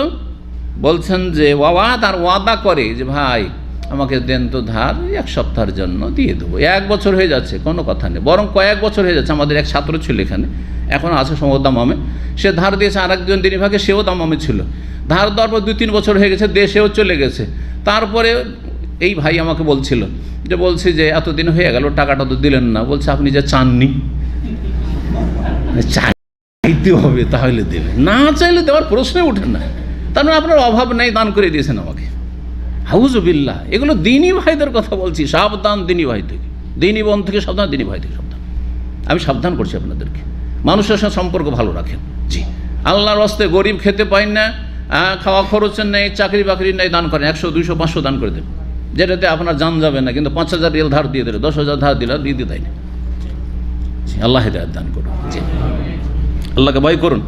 নবী সাল্লাল্লাহু আলাইহি ওয়াসাল্লাম বলেছেন মানুষ যখন ঋণগ্রস্ত হয়ে যায় তখন কি করবে? জান বাঁচাইতে হবে, মান বাঁচাইতে হবে, তখন কথা বললে মিথ্যা বলে, আর ওয়াদা করলে ওয়াদা খেলাফি করে। দুটো হচ্ছে মুনাফিকের লক্ষণ, দুটো হচ্ছে মুনাফিকের লক্ষণ। জি, তারপরের হাদিস 833 নম্বর হাদিস, হাদিস মায়েশা রাদিয়াল্লাহু তাআলা আনহা বর্ণনা করছেন, সামিউতু রাসূলুল্লাহ ইস্তাইযু ফি সলাতি, আমি রাসূলুল্লাহ সাল্লাল্লাহু আলাইহি ওয়াসাল্লামের কাছে শুনেছি তিনি তার সলাতে আশ্রয় গ্রহণ করতেন মিন ফিতনাতিল দাজ্জাল, দাজ্জালের ফিতনা থেকে। অথচ 1400 বছরে দাজ্জাল আসেনি, তারপরে এত ভয় করে, তাহলে আজকাল কত ভয় করা উচিত? দাজ্জাল আসার মতো পরিস্থিতি ধীরে ধীরে তৈরি হয়ে যাচ্ছে, কিন্তু তৈরি হয়ে গেছে। এখন নারীরা কিন্তু স্বাধীন হয়ে যাচ্ছে, বাপ মার কথা শুনতে চায় না, পরিবার কথা শুনতে চায় না, ইচ্ছা মতো বেরোচ্ছে, ইচ্ছা মতো চলাফেরা করবে, যেখানে ইচ্ছা যাবে, যাকে ইচ্ছা বিয়ে করবে, যার সাথে ইচ্ছা বিয়ে বসবে, যার সাথে সম্পর্ক রাখবে। হ্যাঁ, আউযুবিল্লাহ। তার মানে যে দাজ্জাল যখন আসবে তখন নারীদেরকে বেঁধে রেখেও রাখতে পারবে না। তারপরে পুরুষদের তো নারীদের সংখ্যা বেড়ে যাবে, আজকাল বেড়েছে না বাড়ে নেই? হ্যাঁ, এগুলো হচ্ছে দাজ্জাল চলে আসার খুব আলামত। সুতরাং দাজ্জাল, কিন্তু সাল বেঁধে দিবেন না। যেসব বক্তারা সাল বেঁধে দিচ্ছে এরা হচ্ছে পথভ্রষ্ট, এরা হচ্ছে পথভ্রষ্ট। সতর্ক করছি দাজ্জালের ফিতনা থেকে আর কিয়ামতের বড় বড় আলামত থেকে, কিন্তু আগে থেকে প্রস্তুতি নেই, ইমানি প্রস্তুতি। কিন্তু এই জন্য 2019-এ চলে আসবে গেল, 21-এ চলে আসবে গেল, তার বলছে ইমাম মেহেদি চলে এসছে কোনো জেলে আছে গেল। হ্যাঁ তাই না? বরং তারাই নিজেই জেলে চলে গেল, ইমাম মেহেদিকে জেলে পাঠাচ্ছিল, নিজেই জেলে চলে গেল। আউযুবিল্লাহ। জি। তো বলছেন যে রাসূলুল্লাহ আমাদেরকে কি, কোথায় গেলাম, ঠিকই আছে।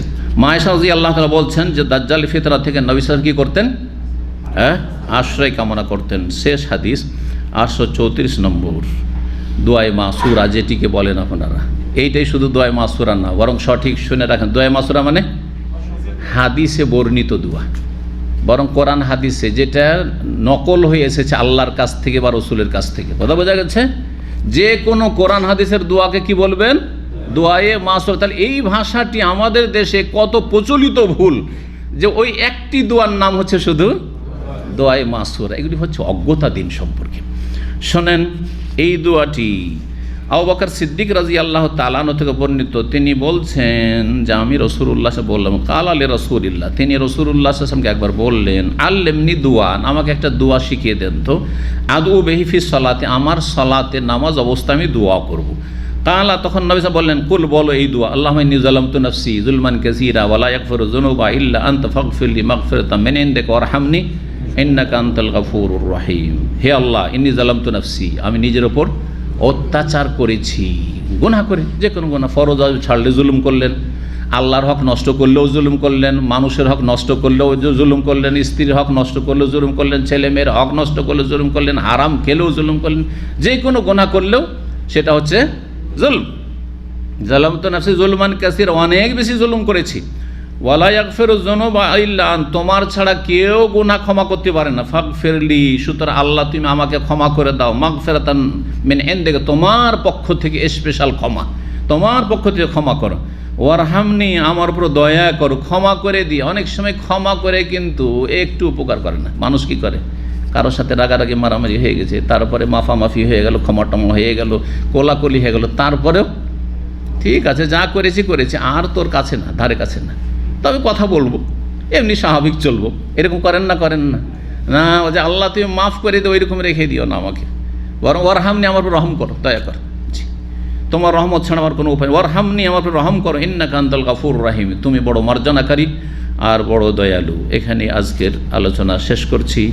তাহলে এই দোয়াগুলি পড়বেন। এই দোয়াটি তো অধিকাংশ বাঙালি ভাইদের মুখস্থ আছে যারা নামাজি, কিন্তু আগের দোয়াটি অধিকাংশের মুখস্থ নেই। আছে? আল্লাহুম্মা ইন্নী আউযু বিকা মিন আযাবিল কবরি ওয়া আউযু বিকা মিন আযাবি জাহান্নাম ওয়া আউযু বিকা মিন ফিতনাতিল মাসিহিদ দাজ্জাল ওয়া আউযু বিকা মিন ফিতনাতিল মাহইয়া ওয়াল মামাত ওয়া আউযু বিকা মিনাল মাসামে ওয়াল মাগরাম। আল্লাহ যেন তৌফিক দান করেন, মুখস্থ করে নেবেন।